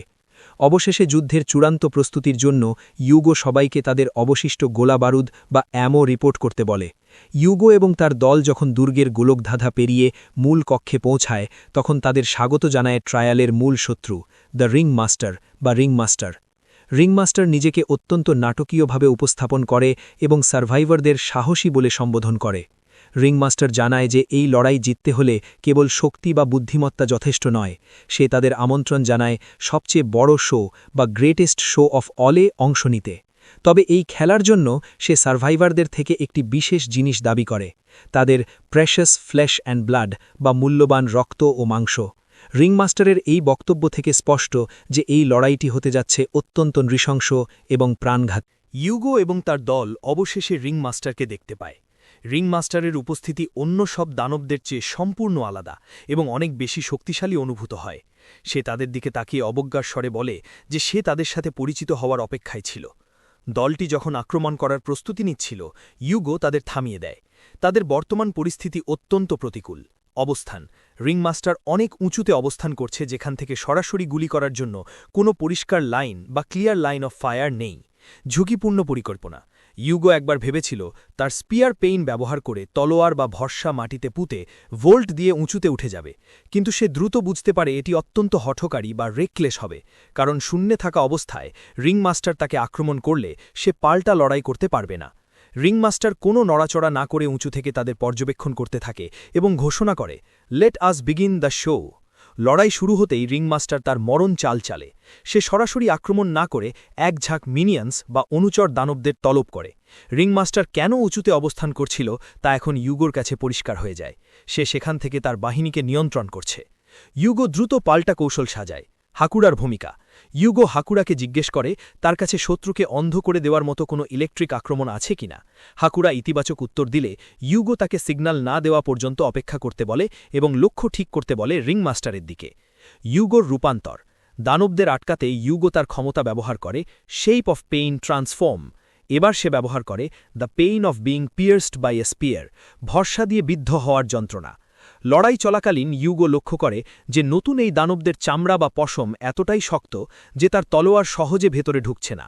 উপরন্তু দানবগুলো তাদের লেজ ব্যবহার করেও আক্রমণ করছে, যা পরিস্থিতিকে তারও জটিল করে তুলছে। দানবদের শক্ত চামড়ার কারণে ইউগোর তলোয়ার বারবার পিছলে যাচ্ছিল। ইউগো দ্রুত বুঝতে পারে যে ধারালো অস্ত্রের চেয়ে এই দানবদের বিরুদ্ধে ভোটা বা ভারী অস্ত্রের আঘাত ব্লান্ট অ্যাটাকস বেশি কার্যকর। সে তৎক্ষণাৎ তা ক্ষমতার রূপ পরিবর্তন করে the pain of being smashed by a hammer, হাতুড়ি দিয়ে পিষ্ট হলার যন্ত্রণা। এই নতুন কৌশলে কাজ হয়। আঘাতটি সরাসরি দানবদের শক্ত বর্মভেদ করে ভেতরে পৌঁছায়। এর সাথে ইউগোর সেই ভয়ঙ্কর পেইন ডিবাফ বা যন্ত্রণার অভিশাপও দানবদের স্নায়ুতন্ত্রে ছড়িয়ে পড়ে। ইউগো তার দলকে চিৎকার করে নির্দেশ দেয়, ফোকাস ইয়োর ফায়ার, একসাথে গুলি চালাও। হাকুরা তার ইলেকট্রিক শক্তি দিয়ে দানবদের পা আটকে দেয়, যা ইউগোকে নিখুঁতভাবে আঘাত করার সুযোগ দেয়। তবে ইউগো লক্ষ্য করে যে এই দানবদের সহনশীলতা অবিশ্বাস্য রকমের বেশি। প্রচণ্ড আঘাতের পরেও তাদের পুরোপুরি খতম করা যাচ্ছে না।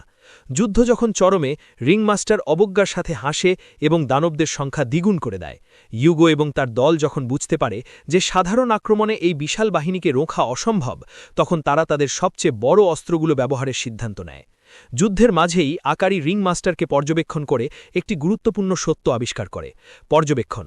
রিংমাস্টার উঁচু জায়গায় বসে শান্তভাবে গান বা মিউজিক বাজাচ্ছে। আকারি একে জার্মানির লোকগাথা পাইট পাইপার অফ হ্যামিলিনের সাথে তুলনা করে। সেই গল্পে যেমন একজন বংশীবাদক তার বাঁশি বাজিয়ে ইঁদুরদের শহর থেকে দূরে নিয়ে গিয়েছিল, এখানে রিংমাস্টারও ঠিক একইভাবে তার মিউজিক দিয়ে এই দানবদের নিয়ন্ত্রণ করছে। কি আইটেম। আকারি বুঝতে পারে যে তাদের কাছে থাকা একটি বিশেষ কি আইটেম সম্ভবত এই পরিস্থিতির সমাধান। সে উপলব্ধি করে যে আক্রমণকারী এই দানবগুলোই হল সেই গল্পের ইঁদুর।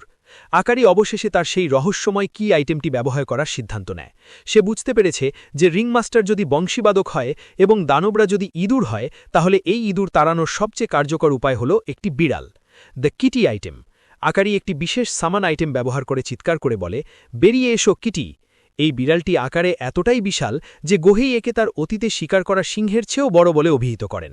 যুদ্ধের মোড় বিড়ালটির উপস্থিতিতে দানব ইঁদুরদের ওপর দলের নিয়ন্ত্রণ প্রতিষ্ঠিত হয় এবং যুদ্ধের পরিস্থিতি তাদের অনুকূলে আসতে শুরু করে।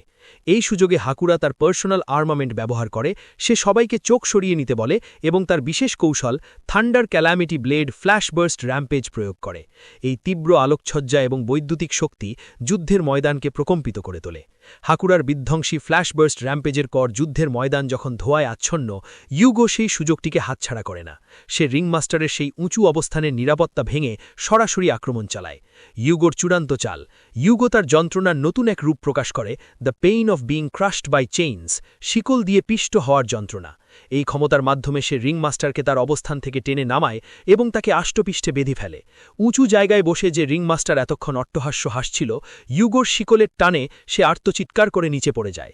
ইউগো ঘোষণা করে, shows over for you up there, উপরের ওই শো এখন তোমার জন্য শেষ। সম্মিলিত আক্রমণ। রিংমাস্টার নিচে পড়া মাত্র ইউগো তার দলকে নির্দেশ দেয়, ফোকাস ফায়ার, একসাথে গুলি চালাও।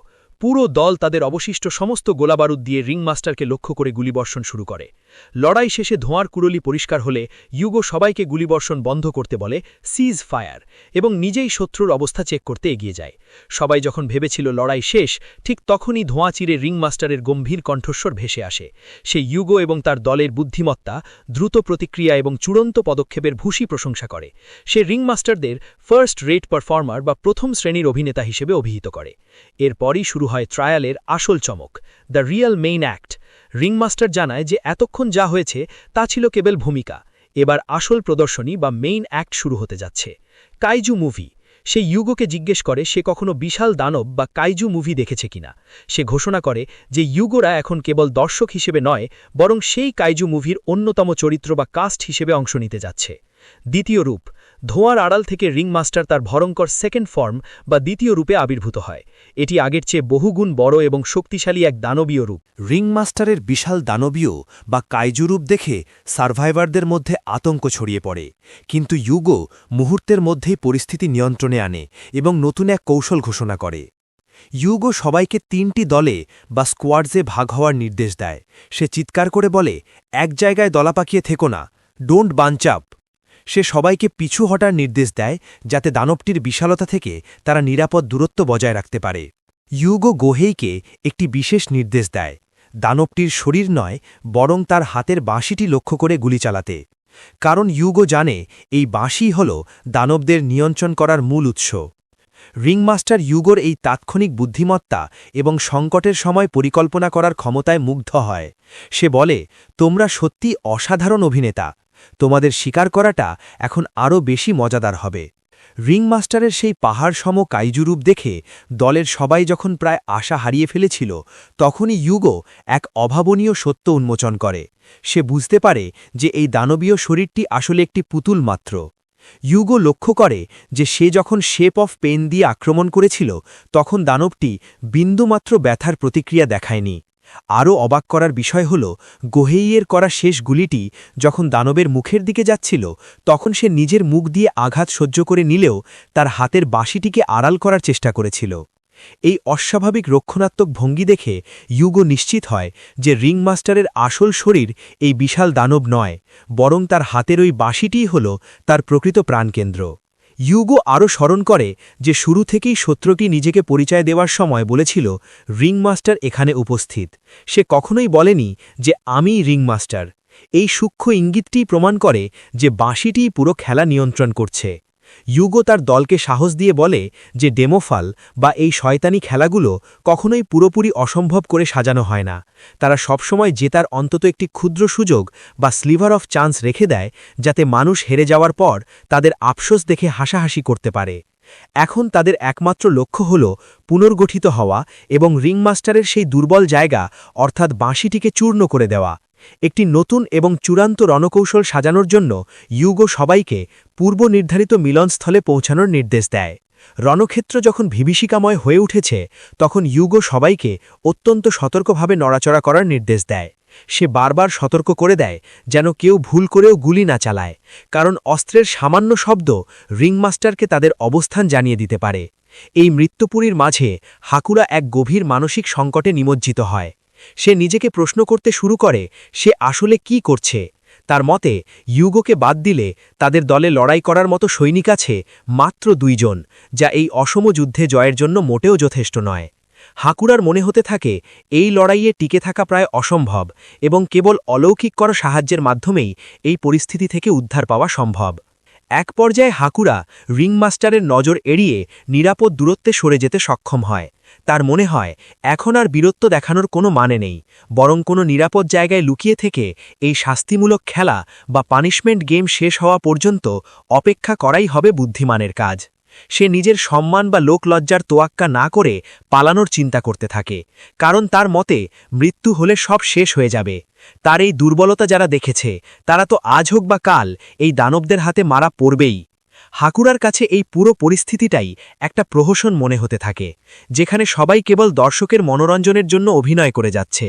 কিন্তু গভীর অন্তরালে সে নিজেকে বারবার প্রশ্ন করে, যদি পরিস্থিতি এতটাই হতাশাজনক হয়, তাহলে সে এবং তার সঙ্গীরা এখনও কেন লড়ে যাচ্ছে। হাকুরা যখন নিজের মনেই প্রশ্ন তুলছিল যে সে এখনও কেন এই অসম্ভব লড়াই চালিয়ে যাচ্ছে, তখন অন্য পাশে ইউগো এবং তার দলের বাকি সদস্যরা নিরাপদে মিলনস্থলে পৌঁছে নতুন উদ্যমে পরিকল্পনা শুরু করে। ইউগো নিশ্চিত করে জানায় যে রিংমাস্টারের সেই বিশাল দানবীয় শরীরের মূল দুর্বলতা হল তার হাতের ওই বাঁশিটি। যদিও এক আঘাতে একে পুরোপুরি শেষ করা সম্ভব কিনা তা নিয়ে সংশয় ছিল, কিন্তু ইউগো জানায় যে যদি ওই বাঁশের উপর তার পেইন এফেক্ট প্রয়োগ করা যায় তবে ফলাফল অন্যরকম হতে পারে। সে ব্যাখ্যা করে যে বাঁশি অত্যন্ত সংবেদনশীল একটি বাদ্যযন্ত্র এবং সামান্য একটি সূক্ষ্ম আঘাত বা চিপও এর সুর এবং কার্যকারিতা সম্পূর্ণ নষ্ট করে দেবার জন্য যথেষ্ট। সেই অর্থে ওই বাঁশিটির পুরো শরীরটাই এখন তাদের কাছে একটি ভাইটাল পয়েন্ট বা মরণ ফাঁদ। দলের সদস্যরা বুঝতে পারে যে রিংমাস্টারের ওই বিশাল দানবীয় শরীরটা আসলে তাদের সামনে দাঁড়িয়ে থাকা একটা দেওয়াল ছাড়া আর কিছুই নয়। কিন্তু সবচেয়ে বড় সমস্যা হয়ে দাঁড়িয়েছে উচ্চতা। আকাশচুম্বী এই দানবটির হাতের বাঁশি লক্ষ্য করে নিচ থেকে নিখুঁত গুলি চালানো প্রায় অসম্ভব। এই প্রতিকূলতা কাটিয়ে ওঠার জন্য ইউগো এক দুঃসাহসিক সিদ্ধান্ত নেয়। সে জানায় যেহেতু নিচ থেকে লক্ষ্যভেদ করা যাচ্ছে না, তাই তাদের নিজেদেরই এখন শত্রুর সমান উচ্চতায় পৌঁছতে হবে। ইউগো তার নতুন রণকৌশল ঘোষণা করে, যেখানে তাদের প্রধান লক্ষ্য হল রিংমাস্টারের মনোযোগ অন্যদিকে ঘুরিয়ে দেওয়া। সে জানায় যে তাদের দলে পার্সোনাল আর্মামেন্ট ব্যবহারকারী 2 জন সদস্যই শত্রুর দৃষ্টি আকর্ষণ করার জন্য যথেষ্ট। তাদের প্রথম অগ্রাধিকার হল রিংমাস্টারকে এতটাই ব্যস্ত রাখা যাতে সে গোহেইয়ের স্নাইপার গ্রুপের দিকে নজর দিতে না পারে। এই সুযোগ তৈরি করে দিলেই গোহেইয়ের দল বাঁশিটি লক্ষ্য করে তাদের চূড়ান্ত আঘাত হানতে পারবে। হাকুরা এই বিপজ্জনক পরিকল্পনায় অংশ নিতে গিয়ে কিছুটা দ্বিধাবোধ করলেও শেষ পর্যন্ত ইউগোর ওপর ভরসা রাখে। এরই মাঝে জানা যায় যে কোনো এক হাত নিয়ে দূরপাল্লার শুটিং করতে না পারায় তাকে আইটেম খোঁজার কাজে লাগানো হয়েছে। কিন্তু হঠাৎ পরিস্থিতি ভয়াবহ হয়ে ওঠে যখন রিংমাস্টার তাদের অবস্থান টের পেয়ে সরাসরি তাদের দিকে এগিয়ে আসতে শুরু করে। বিশাল এই দানবের আঘাতে পুরো ভবনটি ধসে পড়ার আশঙ্কা তৈরি হলে আতঙ্ক ছড়িয়ে পড়ে। কিন্তু ইউগো দমে না গিয়ে আত্মবিশ্বাসের সাথে বলে, এই ভূমিকম্পপ্রবণ দেশের নির্মাণ প্রযুক্তির ওপর কিছুটা ভরসা রাখো। ভবনটি টিকে থাকবে কিনা আর ইউগোর এই ঝুঁকি নেওয়া পরিকল্পনা সফল হবে কিনা তা নিয়ে এখন টান টান উত্তেজনা বিরাজ করছে। রিংমাস্টারের সেই দানবীয় শরীর যখন তাদের ভবনের ওপর আছড়ে পড়ে তখন সবাই ভেবেছিল এবার হয়তো সব শেষ হয়ে যাবে, কিন্তু আশ্চর্যজনকভাবে ভবনটি ভেঙে পড়ল না। এই ঘটনাটি ইউগোর একটি পুরনো সন্দেহকে সত্য প্রমাণ করে। সে বুঝতে পারে যে রিংমাস্টারের শরীরটি দেখতে যতটা বিশাল এবং ভয়ঙ্কর, ওজনে আসলে ততটা ভারী নয়। ইউগো যুক্তি দেয় যে এই আকারের কোনো শরীর যদি সত্যিই নিরেট হতো তবে তার ভারে মাটি দেবে যেত এবং দানবটি ঠিকমতো হাঁটতেই পারত না। সে এই শরীরটিকে একটি বেলুনের মতো ফাঁপা বা বাতাস ভর্তি পুতুলের সাথে তুলনা করে। এই নতুন তথ্যটি লড়াইয়ের সমীকরণ বদলে দেয়। ইউগো বুঝতে পারে যে শরীরটি যেহেতু হালকা, তাই একে এক জায়গায় আটকে রাখা বা বড় কোনো আঘাতের মাধ্যমে কাবু করা সম্ভব। কালক্ষেপণ না করে ইউগো তার যন্ত্রণার শক্তির নতুন এক রূপ প্রয়োগ করে, the pain of being blasted by a shock wave বা প্রচণ্ড কম্পন দ্বারা আঘাত পাওয়ার যন্ত্রণা। এই শক্তিশালী শকওয়েভ সরাসরি রিংমাস্টারের শরীরে আঘাত হানে এবং ইউগোর ধারণা মতোই সেই যন্ত্রণার নেতিবাচক প্রভাব বা পেইন ডিবাফ দানবটির পুরো শরীরে ছড়িয়ে পড়ে, শেষ পর্যন্ত তার আসল প্রাণকেন্দ্র অর্থাৎ বাঁশিটির ওপর গিয়ে পড়ে। ইউগো চিৎকার করে গোহেইয়ের স্নাইপার গ্রুপকে এখনই চূড়ান্ত আঘাত হানার সংকেত দেয়। এখন কেবল গোহেইয়ের একটি নিখুঁত নিশানাই পারে এই বিভীষিকাময় প্রদর্শনীর পর্দা নামাতে। পুরো পরিস্থিতি এখন সত্যিকারের কোনো কাইজু বা দানবীয় সিনেমার মতো হয়ে দাঁড়িয়েছে। ইউগোরা বুঝতে পারে যে ভবনের ভেতরে থাকলেও তারা মোটেও নিরাপদ নয়। রিংমাস্টারের ক্ষমতা এখন আরও ভয়ঙ্কর রূপ নিয়েছে। তার আক্রমণগুলো কেবল বিশালই নয়, বরং অত্যন্ত সূক্ষ্ম এবং প্রাণঘাতী। তার চাবুক বা কোনো এক বিশেষ অঙ্গের শেষ প্রান্তগুলো মাঝখান থেকে বিভক্ত হয়ে ব্লেডের মতো ধারালো রূপ নিয়েছে, যা নিজের ইচ্ছামতো যে কোনো দিকে নড়াচড়া করতে পারে। এদিকে গোহেইয়ের স্নাইপার গ্রুপ যখন বাঁশি লক্ষ্য করে গুলি ছোড়ে তখন সেই একটি শটই তাদের জন্য কাল হয়ে যায়। গুলির শব্দের কারণে রিংমাস্টার গোহেইয়ের সঠিক অবস্থান বুঝে ফেলে এবং সাথে সাথে সেই দিকে আক্রমণ শানায়। ইউগো চিৎকার করে গোহেইকে দ্রুত সেখান থেকে পালিয়ে যাওয়ার নির্দেশ দেয়। এরই মধ্যে রিংমাস্টার তার এক অদ্ভুত অস্ত্র বের করে আনে, যা দেখতে অনেকটা প্রশিক্ষণের চাবুকের মতো। এই চাবুকের এক একটি ঝাপটা এখন ইউগোদের টিকে থাকার লড়াইকে আরও কঠিন করে তুলেছে। রিংমাস্টারের সেই চাবুকের আঘাতে যখন চারপাশ লণ্ডভণ্ড হয়ে যাচ্ছে, তখন ইউগো এবং হাকুরা জীবন বাঁচাতে মরিয়া হয়ে নিরাপদ আশ্রয়ের খোঁজে দৌড়াতে থাকে। রিংমাস্টার তার প্রতিটি চাবুকের ঝাপটা এমনভাবে দিচ্ছে যেন সে তার খেলনাগুলো নিয়ে খেলছে। ইউগো চিৎকার করে হাকুরাকে নির্দেশ দেয় তার সাথেই থাকতে এবং একদম বিচ্ছিন্ন না হতে। ঠিক সেই মুহূর্তে হাকুরা লক্ষ্য করে যে রিংমাস্টারের ওই বিশাল চাবুকটি কেবল একটি সাধারণ চাবুক নয়, বরং এটি একটি ট্রেনিং হুইপ, যা অত্যন্ত নিখুঁতভাবে লক্ষ্যবস্তুকে আঘাত করতে পারে। হাকুরা কিছুটা বিভ্রান্ত হলেও ইউগোর আত্মবিশ্বাস দেখে বুঝতে পারে যে পাল্টা আঘাত হানার এটাই শ্রেষ্ঠ সময়। রিংমাস্টারের সেই চাবুকের আঘাতে যখন সব আশা শেষ হয়ে যাচ্ছে বলে মনে হচ্ছিল, তখন লড়াইয়ের ময়দানে এক বড় ধরনের মানসিক বিপর্যয় দেখা দেয়। হাকুরা, যে এতক্ষণ ইউগোর সাথে লড়াই চালিয়ে যাচ্ছিল, সে হঠাৎ পুরোপুরি ভেঙে পড়ে এবং লড়াই ছেড়ে দেওয়ার প্রস্তাব দেয়। হাকুরার মতে এটি তাদের শেষ বাজি ছিল এবং এখন তারা যাই করুক না কেন, এই দানবকে হারানো অসম্ভব। সে অত্যন্ত হতাশ হয়ে বলতে থাকে যে এখন লড়াই চালিয়ে যাওয়ার মানেই হল সবার নিশ্চিত মৃত্যু। হাকুরা ইউগোকে অনুরোধ করে বলে যে রিংমাস্টারকে মারার বা সাধারণ মানুষদের বাঁচানোর কোনো প্রয়োজন নেই, কারণ তারা তো এমনিতেও মারা যাবে। তার বদলে তারা যদি শুধু নিজেদের জীবন বাঁচানোর জন্য দৌড়াতে থাকে, তবে হয়তো এই পানিশমেন্ট গেম বা শাস্তিমূলক খেলা থেকে তারা দুজন বেঁচে ফিরতে পারবে। সে ইউগোকে বোঝানোর চেষ্টা করে যে টিকে থাকার এটাই একমাত্র সঠিক উত্তর এবং এটাই প্রকৃত বেঁচে থাকা। হাকুরার পালানোর প্রস্তাব শোনার পর ইউগো স্বীকার করে যে হাকুরা যা বলেছে তার সবকিছুই যৌক্তিকভাবে সঠিক। সে হাকুরাকে বাধা দেওয়ার ক্ষমতাও রাখে না, কিন্তু ইউগো নিজে কোনোভাবেই এই লড়াই ছেড়ে যেতে রাজি নয়। ইউগো তখন তার জীবনের এক গভীর যন্ত্রণার কথা শেয়ার করে। সে জানায় যে যখন পরিচিত কেউ মারা যায়, তখন নিজের হৃদয়ের একটি অংশও তাদের সাথে মারা যায়। ইউগো প্রকাশ করে যে তার আগের জীবনে সে অসংখ্য মানুষকে মরতে দেখেছে এবং কাউকেই বাঁচাতে পারেনি। আজ তার হৃদয়ের প্রায় কিছুই অবশিষ্ট নেই। সে একটি ভয়াবহ পরিসংখ্যান তুলে ধরে জানায় যে প্রথম নাইটমেয়ার বা প্রথম দুঃস্বপ্নে ৩,২০,০০০ মানুষের মধ্যে মাত্র ৮ জন বেঁচে ফিরতে পেরেছিল।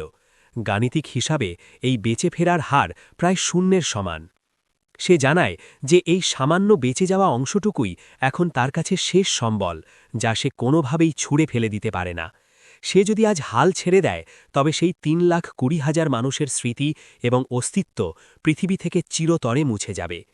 ইউগো কেবল নিজের জন্য নয়, বরং হারিয়ে যাওয়া সেই হাজারো আত্মার প্রতিনিধি হয়ে আজ রিংমাস্টারের মুখোমুখি দাঁড়িয়েছে। লড়াইটি এখন আর কেবল জীবন বাঁচানোর নয়, বরং মৃতদের সম্মান রক্ষা করার এক পবিত্র যুদ্ধে পরিণত হয়েছে। হাকুরা যখন চরম হতাশায় ভেঙে পড়ে বাঁচার জন্য পালানোর পথ খুঁজছিল, তখন ইউগো তাকে বকাবকি বা তিরস্কার করার বদলে এক শান্ত কিন্তু দৃঢ় জবাব দেয়। সে হাকুরাকে অবাক করে দিয়ে বলে যে সে নিজে এমন কোনো মহৎ জীবন পার করে আসেনি যে অন্য কাউকে শাসন বা তিরস্কার করার অধিকার রাখে।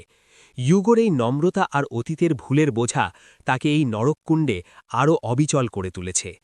কিন্তু এই আবেগঘন মুহূর্ত স্থায়ী হতে পারে না, কারণ যুদ্ধক্ষেত্রে পরিস্থিতি আরও ভয়াবহ হয়ে ওঠে। রিংমাস্টারের প্রাণঘাতী আক্রমণ এবার সরাসরি গোহেইয়ের ওপর আঘাত হানে। ইউগো তার পেইন ট্রান্সফর্ম ক্ষমতার এক নতুন এবং বিভীষিকাময় রূপ ব্যবহার করে, the pain of being ripped open by a hook বা বড় বড় বড়শির কাঁটা দিয়ে শরীর চিড়ে ফেলার যন্ত্রণা। এই বিধ্বংসী আক্রমণের মাধ্যমে সে গোহেইকে রক্ষা করার বা শত্রুকে প্রতিহত করার আপ্রাণ চেষ্টা চালায় এবং চিৎকার করে গোহেইকে টিকে থাকার আহ্বান জানায়। যুদ্ধের চরম মুহূর্তে ইউগো লক্ষ্য করে যে রিংমাস্টার তার প্রধান দুর্বলতা অর্থাৎ সেই বাঁশিটি কোনোভাবেই লুকিয়ে রাখছে না। ইউগো একে ক্লাসিক অ্যাকশন গেম লজিক বা গেমের সাধারণ নিয়মের সাথে তুলনা করে বলে যে শত্রুকে সাধারণত তার দুর্বল পয়েন্টটি সবার সামনে উন্মুক্তই রাখতে হয়। রিংমাস্টার তখন ইউগোর এই সাহসিকতাকে অবজ্ঞা করে বলে যে এই জীবন বাঁচানোর লড়াই কতটা অর্থহীন তা ইউগো খুব শিগগিরই বুঝতে পারবে। এদিকে পরিস্থিতি আরও উত্তপ্ত হয়ে ওঠে যখন রিংমাস্টার সরাসরি ইউগোর ওপর আক্রমণ শুরু করে, কিন্তু গোহেই এই বিপজ্জনক পরিস্থিতিতেও হাল ছাড়ে না। সে বাকিদের অভয় দিয়ে বলে যেন কেউ আতঙ্কিত না হয়। তার মতে যতক্ষণ দানবটি ইউগোকে আক্রমণ করছে ততক্ষণ বাকিরা অবাধে নড়াচড়া করার এবং পাল্টা আক্রমণের সুযোগ পাচ্ছে। গোহেইয়ের বিশ্বাস যে ইউগো কোনোভাবেই এই সাধারণ আঘাতে মারা যাবে না এবং সে অবশ্যই ফিরে আসবে। লড়াইয়ের মাঝখানেও গোহেইয়ের এক অদ্ভুত মন্তব্য পরিস্থিতিকে কিছুটা হালকা করে দেয়। সে ইউগোকে এতটাই পছন্দ করে যে কৌতুক করে বলে তার যদি কোনো ছেলে থাকত তাহলে সেই ইউগোকেই তার পুত্রবধূ হিসেবে পেতে চাইত। কিন্তু এই হাসির আড়ালেই লুকিয়ে আছে অসহ্য যন্ত্রণা, যা ইউগোকে তার ক্ষমতার চূড়ান্ত ব্যবহার করতে বাধ্য করছে। ইউগো তার শক্তির এক বিধ্বংসী রূপ প্রকাশ করে, the pain of being split open by a battle axe, অর্থাৎ যুদ্ধ কুঠার দিয়ে শরীর দ্বিখণ্ডিত করার যন্ত্রণা। এই প্রচণ্ড শক্তি নিয়ে সে সরাসরি রিংমাস্টারের পায়ের ওপর ঝাঁপিয়ে পড়ে, কিন্তু দানবটির শরীর এতটাই শক্ত যে ইউগোটা কেটে ফেলতে ব্যর্থ হয়। রিংমাস্টার অবাক হয়ে ইউগোর সাহসিকতার প্রশংসা করে বলে যে সে কোনো দ্বিধা না করেই সরাসরি আক্রমণ চালিয়েছে। তবে রিংমাস্টার সতর্ক করে দেয় যে এই পজিশন থেকে ইউগোর মৃত্যু নিশ্চিত। নিশ্চিত মৃত্যুর হাত থেকে বাঁচতে ইউগো এক অবিশ্বাস্য কৌশল অবলম্বন করে। সে নিজের ওপর the pain of being blasted by a shock wave বা শক্তিশালী কম্পন তরঙ্গের আঘাতের যন্ত্রণা প্রয়োগ করে। এই বিস্ফোরণের ধাক্কায় সে নিজেকে দূরে সরিয়ে ছিটকে সরিয়ে নেয়, যাতে রিংমাস্টারের প্রাণঘাতী আক্রমণ এড়ানো যায়। শরীর যন্ত্রণায় কুঁকড়ে গেলেও ইউগো হার মানতে রাজি নয়। সে চিৎকার করে বলে যে লড়াই এখনও শেষ হয়নি। সে আরও একটি নতুন পেন ট্রান্সফর্ম বা যন্ত্রণার শক্তি ব্যবহারের প্রস্তুতি নেয়, কিন্তু তার শরীর তখন যন্ত্রণার শেষ সীমায় পৌঁছে গেছে। নিজেকে শেষবারের মতো চাঙা করতে সে দাঁতে দাঁত চেপে বিড়বিড় করে বলে, সহ্য কর। যুদ্ধের চরম মুহূর্তে যখন ইউগো তার শক্তির শেষ সীমায় পৌঁছে গিয়েছিল, তখন হঠাৎ এক নাটকীয় পরিবর্তন ঘটে। হাকুরা বা কোনো বিল্ডিংয়ের ভেতর থেকে একটি লিফট ব্যবহার করে ঠিক সময়ে এসে পৌঁছায় এবং একটি বিশেষ বস্তু ব্যবহার করে রিংমাস্টারকে আঘাত করে। ইউগো অবাক হয়ে দেখে যে এই কৌশলটি কাজ করেছে।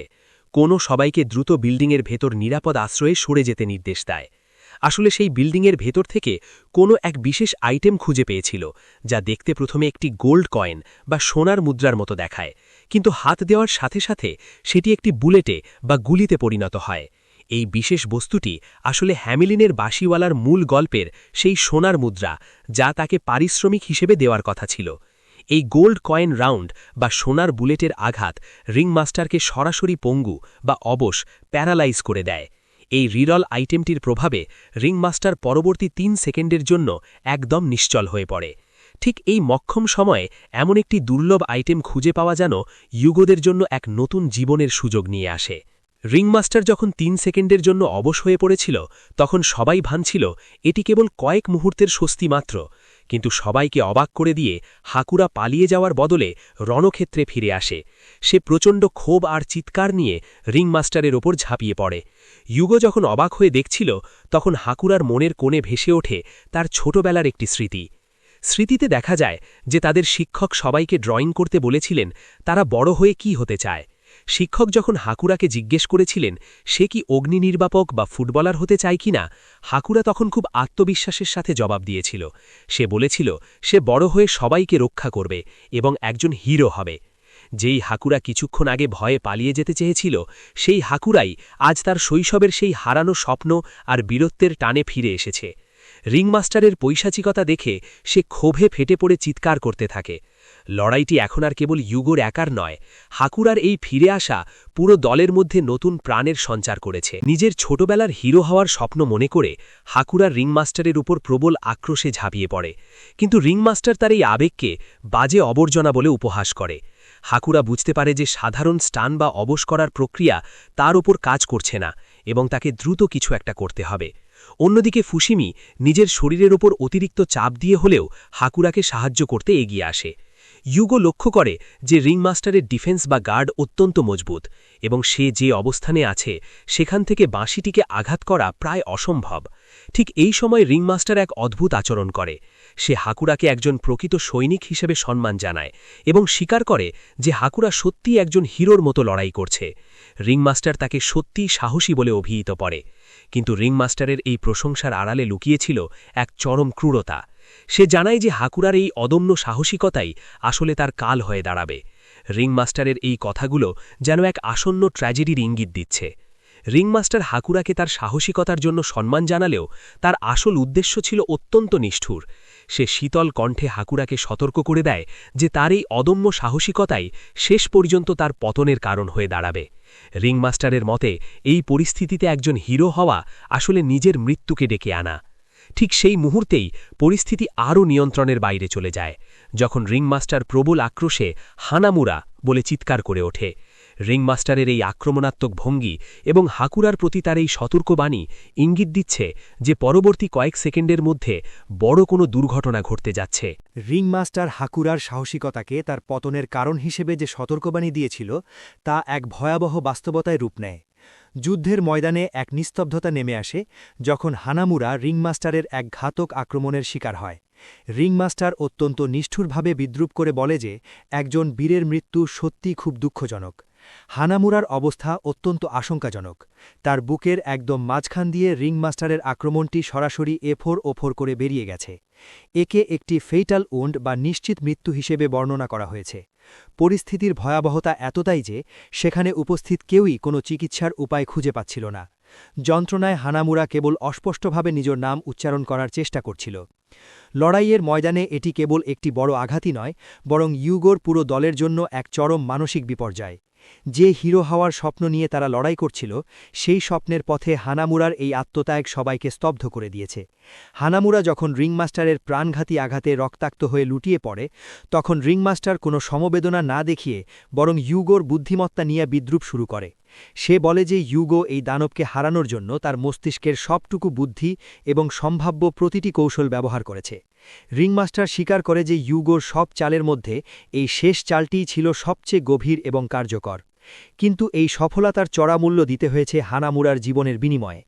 রিংমাস্টার অত্যন্ত নিষ্ঠুরভাবে ইউগোকে বিদ্ধ করে বলে যে এই পুরো লড়াইয়ে শেষ পর্যন্ত যার সবচেয়ে বেশি কষ্ট পাওয়ার কথা ছিল সে হয়তো ইউগো নিজেই। ইউগো অবিশ্বাস্য চোখে হানামুরার নিথর শরীরের দিকে তাকিয়ে থাকে এবং যন্ত্রণায় চিৎকার করে ওঠে। যেই হানামুরা কিছুক্ষণ আগেও এই নরক থেকে বাঁচার স্বপ্ন দেখছিল, তার এই আকস্মিক বিদায় পুরো রণক্ষেত্রে এক ভয়াবহ শোকের ছায়া নিয়ে আসে। ইউগো কি হানামুরার এই আত্মত্যাগকে বৃথা যেতে দেবে, নাকি এই চরম শোক তাকে এমন এক শক্তিতে রূপান্তর করবে যা আগে কেউ কখনো দেখেনি? যুদ্ধের ময়দানে হানামুরার নিথর দেহের সামনে ইউগো যখন বিধ্বস্ত হয়ে দাঁড়িয়েছিল, রিংমাস্টার তখন তার কাটা ঘায়ে নুনের ছিটা দিয়ে পৈশাচিক আনন্দ উপভোগ করছিল। সেই ইউগোকে মনে করিয়ে দেয় যে সবাই তাদের সামর্থ্যের শেষ সীমা পর্যন্ত লড়াই করেছে এবং ইউগো নিজেও তার সবটুকু দিয়ে চেষ্টা করেছে। কিন্তু এত কিছুর পরেও ইউগোকে অসহায়ভাবে চেয়ে চেয়ে দেখতে হলো তার সবচেয়ে প্রিয় মানুষটির মৃত্যু, যাকে সে প্রাণ দিয়ে রক্ষা করতে চেয়েছিল। রিংমাস্টার অত্যন্ত তাচ্ছিল্যের সাথে বলে যে এই যন্ত্রণা নিশ্চয়ই অসহ্য এবং এটি ইউগোকে ভেতর থেকে কুড়ে কুড়ে খাচ্ছে। ইউগো যন্ত্রণায় ছটফট করলেও রিংমাস্টার তার দিক থেকে দৃষ্টি সরায় না। সামান্য জায়গা পরিবর্তন করেও রিংমাস্টারের সেই তীক্ষ্ণ নজর থেকে পালানো সম্ভব ছিল না। রিংমাস্টার ঘোষণা করে যে সে মানুষের এই আবেগ বা শোকের কোনো মানেই বোঝে না, তবে সে ইউগোর এই যন্ত্রণার অবসান ঘটাতে চায়। রিংমাস্টার পুরো ঘটনাটিকে একটি চমৎকার শো বা প্রদর্শনী হিসেবে অভিহিত করে এবং ইউগো ফুশিমিকে তার শেষ মুহূর্তের জন্য প্রস্তুত হতে বলে। সে ইঙ্গিত দেয় যে এখন সে এমন এক পেইন বা যন্ত্রণার প্রকাশ ঘটাতে যাচ্ছে যা আগে কখনো দেখা যায়নি। রিংমাস্টারের চূড়ান্ত আঘাত এবং হানামুরার মৃত্যুর শোক যখন ইউগোকে গ্রাস করছিল, তখন কাহিনীর প্রেক্ষাপট এক গভীর উপলব্ধির দিকে মোড় নেয়। মানুষের জীবনে এমন কিছু যন্ত্রণা থাকে যা সে কখনো পুরোপুরি মনে করতে পারে না। এই স্মৃতি হারিয়ে যাওয়ার কারণ কি কেবল যন্ত্রণার তীব্রতা, যার ফলে মস্তিষ্ক কাজ করা বন্ধ করে দেয়, নাকি কোনো সুখের স্মৃতি এতটাই রঙিন যে তা মনে করতে মানুষ ভয় পায়? এর আসল কারণ হিসেবে এক ভয়াবহ সত্য উঠে আসে। যে হৃদয় বা মন সেই নির্দিষ্ট মুহূর্তে সেই অসহ্য যন্ত্রণা অনুভব করেছিল, সেই হৃদয়টি আসলে তখনই মারা গিয়েছে। অর্থাৎ ইউগো যে মানুষ হিসেবে আগে ছিল, এই শোক আর যন্ত্রণার মুহূর্তে তার সেই সত্তাটি চিরতরে হারিয়ে গেছে। স্মৃতিগুলো ধূসর হয়ে যায়, কারণ সেই অনুভূতিগুলো বহন করার মতো হৃদয়টি আর জীবিত নেই। এই মুহূর্তটি ইউগোর চরিত্রের এক বড় পরিবর্তন নির্দেশ করে। হানামুরার মৃত্যু কেবল তার একজন সঙ্গীর হারানো নয়, বরং ইউগোর নিজের ভেতরের এক অংশের চিরস্থায়ী মৃত্যু। হানামুরার মৃত্যুর পর ইউগোর ভেতরে এমন এক পরিবর্তন আসে যা স্বয়ং রিংমাস্টারকেও আতঙ্কিত করে তোলে। রিংমাস্টার যখন ইউগোকে শেষ আঘাত করতে যাচ্ছিল, তখন সে হঠাৎ থমকে যায় এবং নিজের শরীরের উপর নিয়ন্ত্রণ হারিয়ে ফেলে। সে অবাক হয়ে খেয়াল করে যে তার হাত পা যেন তার থেকে দূরে সরে যাচ্ছে এবং পুরো শরীর ভয়ে কাঁপছে।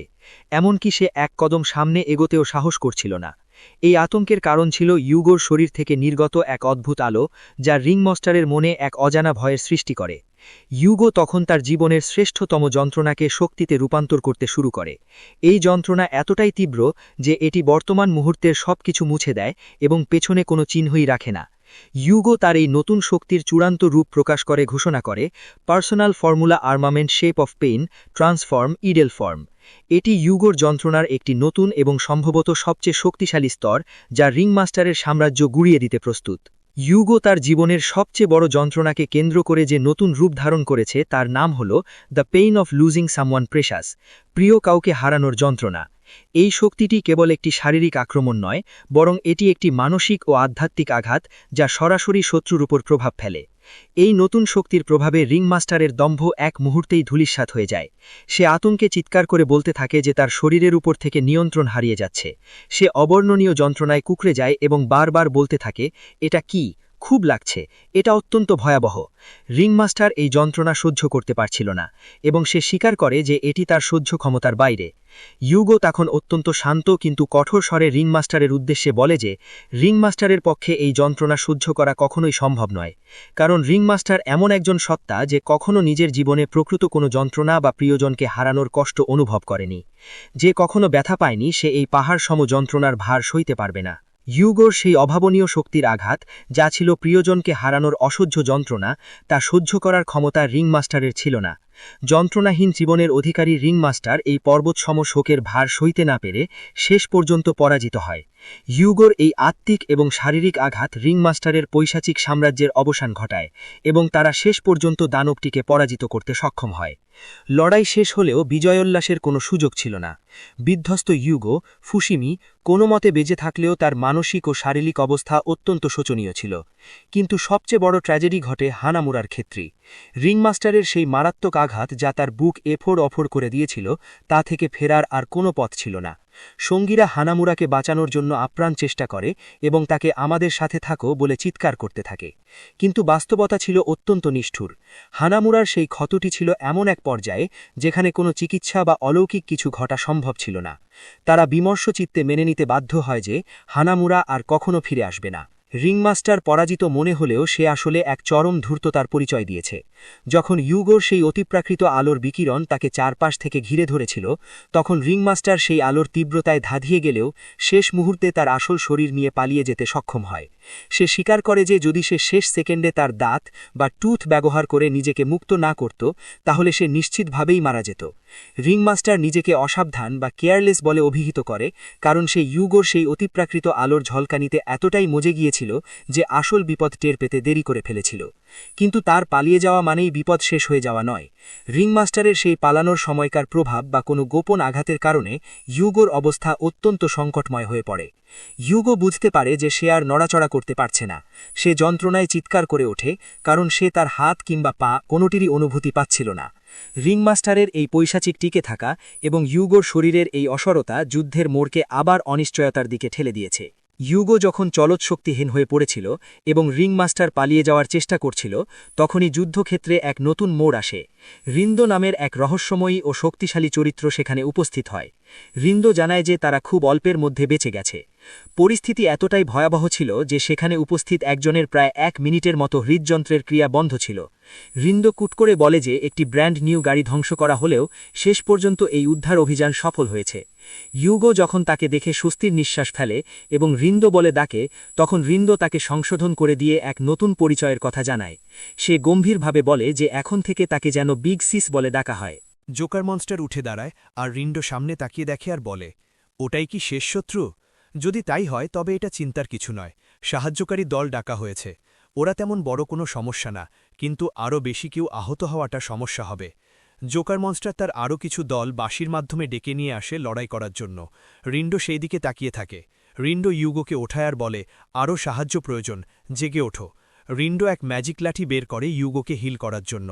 ইউগোর শরীর দিয়ে হিল ম্যাজিকের আলো বের হচ্ছে। গোবেই আর কোনো হাসাশি দেখে অবাক হয়ে যায়। এই লাঠির নাম ব্যক্তিগত অস্ত্রশস্ত্র ধ্বংস ও পুনরুদ্ধারের লাঠি। ইউগো বলে, এটা এখনও আগের মতোই অনেক বেশি তরতাজা মনে হচ্ছে। রিন্ডো বলে, এই লাঠির পাওয়ার এত বেশি যে বৈধ হওয়া উচিত নয়। আর কোনো জীবিত বা আহত কেউ আছে? শুধু এরাই? ইউগো বলে, না, আশেপাশে আরও 1 ডজন বা তার কাছাকাছি লোক আছে যারা আমাদের সাথে লড়াই করেছিল। তাদের মধ্যে কেউ কেউ আহত, বাকিরা দূরের ভবনগুলোতে লুকিয়ে আছে। তারা সংখ্যায় অনেক বড় একটি দল। রিন্ডো বলে, আমি বুঝতে পেরেছি, পেছনে সেই বৃদ্ধ এবং এক হাত হারানো সেই যুবক। ঠিক এখানেই থাকো, ওই মেয়েটিকে রক্ষা করো, তোমাকে শুধু এইটুকুই করতে হবে। গোবেই মনের মধ্যে বলে, এই মহিলার উপস্থিতি কতটা প্রভাবশালী। গোবেই রিন্ডোকে বলে, তুমি নিশ্চিত যে তোমার কোনো সাহায্য ব্যাকআপ লাগবে না? মনে হচ্ছে শত্রু অনেক বেশি। রিন্ডো বলে, কি অনেক বেশি? না, অনেক কম তাদের জন্য যারা মনে করে যে তারা আমাদের ভাই বোনদের মোকাবিলা করতে পারবে। রিন্ডো আর ইউগো লড়াই করার জন্য জোকারের সামনে চলে যায়। মাঝখানে আরও কিছু পুতুল মনস্টার চলে আসে। আগে তাদের সাথে লড়াই শুরু করে দেয়। রিন্ডো এক আঘাতেই সব মনস্টারকে ধ্বংস করে দেয়। রিন্ডো বলে, নরম পুতুল তাই না? খুবই বাজে রুচি সেগুলোর, প্রত্যেকটিরই। যখন সুন্দর করে সেলাই করা হবে তখন ফিরে এসো। পিছনে থাকা ইউগো বলে, রিন্ডো, ওরা দল বেঁধে আসছে। রিন্ডো বলে, সঠিক সময়, আমি প্রচুর শক্তি সঞ্চয় করেছি। এই বলে রিন্ডো তার লাঠি দিয়ে আক্রমণ চালায়। লাইফ ওয়েভ নাম বলে চিৎকার দেয়। সামনে আলো গতিতে একটা আক্রমণ হয়, সব ছোট মনস্টার মরে যায়। গোবেই নতুন হওয়ায় এগুলো বুঝতে না পেরে জিজ্ঞেস করে, ওটা আসলে কি?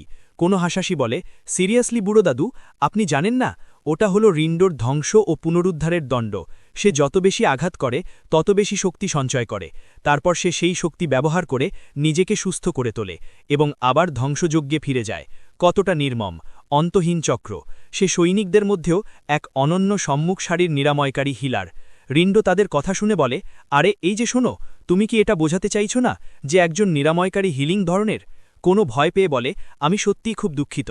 আর গোবেই মনের মধ্যে বলে, এখন যেহেতু তুমি এটা উল্লেখ করলে তাহলে ওটা সত্য হতে পারে। এরপর ইউগো তার লম্বা তলোয়ার বের করে দৌড়াচ্ছে মনস্টার মারার জন্য। রিন্ডো ইউগোকে বলে, তুমি ভালোই লড়েছ ছোট ভাই, তুমি অনেক বড় হয়েছ, এতে তোমার বড় বোন খুশি। ইউগো থেমে গিয়ে রিন্ডোকে বলে, আমি কতবার এটা বলেছি তার হিসাবই হারিয়ে ফেলেছি, কিন্তু আমি তোমার ছোট ভাই নই। এই কথা শুনে গোবেই আর কোনো হাসাশি কিছুই বুঝতে পারে না। রিন্ডো হেসে বলে, প্রতিটি ছোট ভাই এটা বলে। ইউগো বলে, তাহলে কি এর মানে দাঁড়ায় কেউই আসলে ছোট ভাই নয়? জোকার তাদের লড়াই দেখে ভয়ে বলে, আমি ওদের আটকাতে পারছি না, আমাদের আরও সাহায্য দরকার। রিন্ডো বলে, এটা নড়াচড়া শুরু করেছে, শেষ করো ইউগো। ইউগোর ওপর আবারও শক্তি বাড়ানোর হিলিং পাওয়ার জাদু ব্যবহার হয়। ইউগো বলে, আর এটাকে মাঝামাঝি রাখো। রিন্ডো চিৎকার করে বলে, personal armament staff of ruin and restoration. Joker ভয়ে বলে, এই আক্রমণটা আসছে। জোকার বলে, আমাকে আগে এই বাঁশিটা বাঁচাতে হবে। ইউগো আরও কাছে চলে আসে আর বলে, হ্যাঁ, তোমাকে অবশ্যই এটা করতে হবে। ইউগো অনেক কাছে এসে তার তলোয়ার বড় করে ফেলে আর সোজা গিয়ে বাঁশিতে আঘাত করে আর জোকারের শরীর চিরে টুকরো করে ফেলে। জোকার বলে, কি, শুধু তার তলোয়ার বড় করাতেই আমি শেষ হয়ে গেলাম? ইউগো বলে, এটাই শেষ জোকারের বাচ্চা, তুমি আর কাউকে মারতে পারবে না আর কাউকে কষ্ট দিতে পারবে না, তোমার খেলা এখানেই শেষ। জোকার অদৃশ্য হয়ে যায়। যাওয়ার সময় বলে, আমার খুব ব্যথা হচ্ছে। কোনো গোবেই রিন্ডো এইসব দেখছে। ইউগো বলে, এখন বুঝতে পারছো তাই না? লড়াইয়ের শেষে আকাশ পরিষ্কার হয়ে যায় আর সিস্টেম বলে, টাস্ক শেষ হয়ে গেছে, তৈরি করা শত্রু হারিয়ে দিয়েছ, এটা তোমাদের জয়। জয়ের পুরস্কার সবাইকে বিতরণ করা হবে। ফুসিমি ইউগো শক্তি +8, সহনশীলতা +8, চটপটেটা +10, আত্মা মনোবল +12, ভাগ্য +2, বিশেষ অস্ত্র স্তর বেড়ে গেছে। কোনো হাসাশির কেটে যাওয়া হাত আবার ফিরে এসেছে। এদিকে বুড়ো গোবেইয়ের স্টেটাস দেখানো হয়। মোড়তো গোবেই শক্তি +6, সহনশীলতা +4, চটপটেতা +7, মনোবল +6, ভাগ্য +5, বিশেষ অস্ত্র প্রকাশিত হয়েছে। তার অস্ত্রের মধ্যে নতুন কিছু যোগ হয়েছে, শিকারীর গান ল্যান্স। ইউগো গোবেইকে দেখে বলে, ওহ, ভাবতেই পারিনি তুমি ওই স্তরে পৌঁছেছ, তুমি নিশ্চয়ই দারুণভাবে কাজ করেছ বুড়ো মানুষ। গোবেই মন খারাপ করে এটার প্রতি প্রতিক্রিয়া দিতে আমার সমস্যা হচ্ছে, তুমি আমার কাছ থেকে কি আশা করছো? ইউগো হঠাৎ হানামোরার দিকে তাকিয়ে দেখে গোল্ড কালার বিশেষ অস্ত্র প্রকাশিত হয়েছে, হিরোজ হ্যান্ডগান, আর সেটা হানামোরার উপর পড়ে যায়। এইটা দেখে সবাই অবাক, কারণ এই গানটি অনেক বেশি গোল্ড লাইট বের করছে। ইউগো দ্রুত তার দিকে যায় আর রিন্ডো বলে, দেখে মনে হচ্ছে তুমি অনেক ভালো টিম পেয়েছ। সবাই একসাথে বলে, এই সবের সাথে শেষ হয়ে গেছে। সবাই আকাশের দিকে তাকিয়ে আছে। ডাম্বের আক্রমণ শেষ হয়ে গেছে, ৪৫ জন মানুষ বেঁচে আছে। ইউগো হানামোরাকে নিয়ে বসে আছে। এই সব শেষ। দেখা যায় হাকারি জ্ঞান ফিরে পেয়েছে এবং সে জীবিত আছে।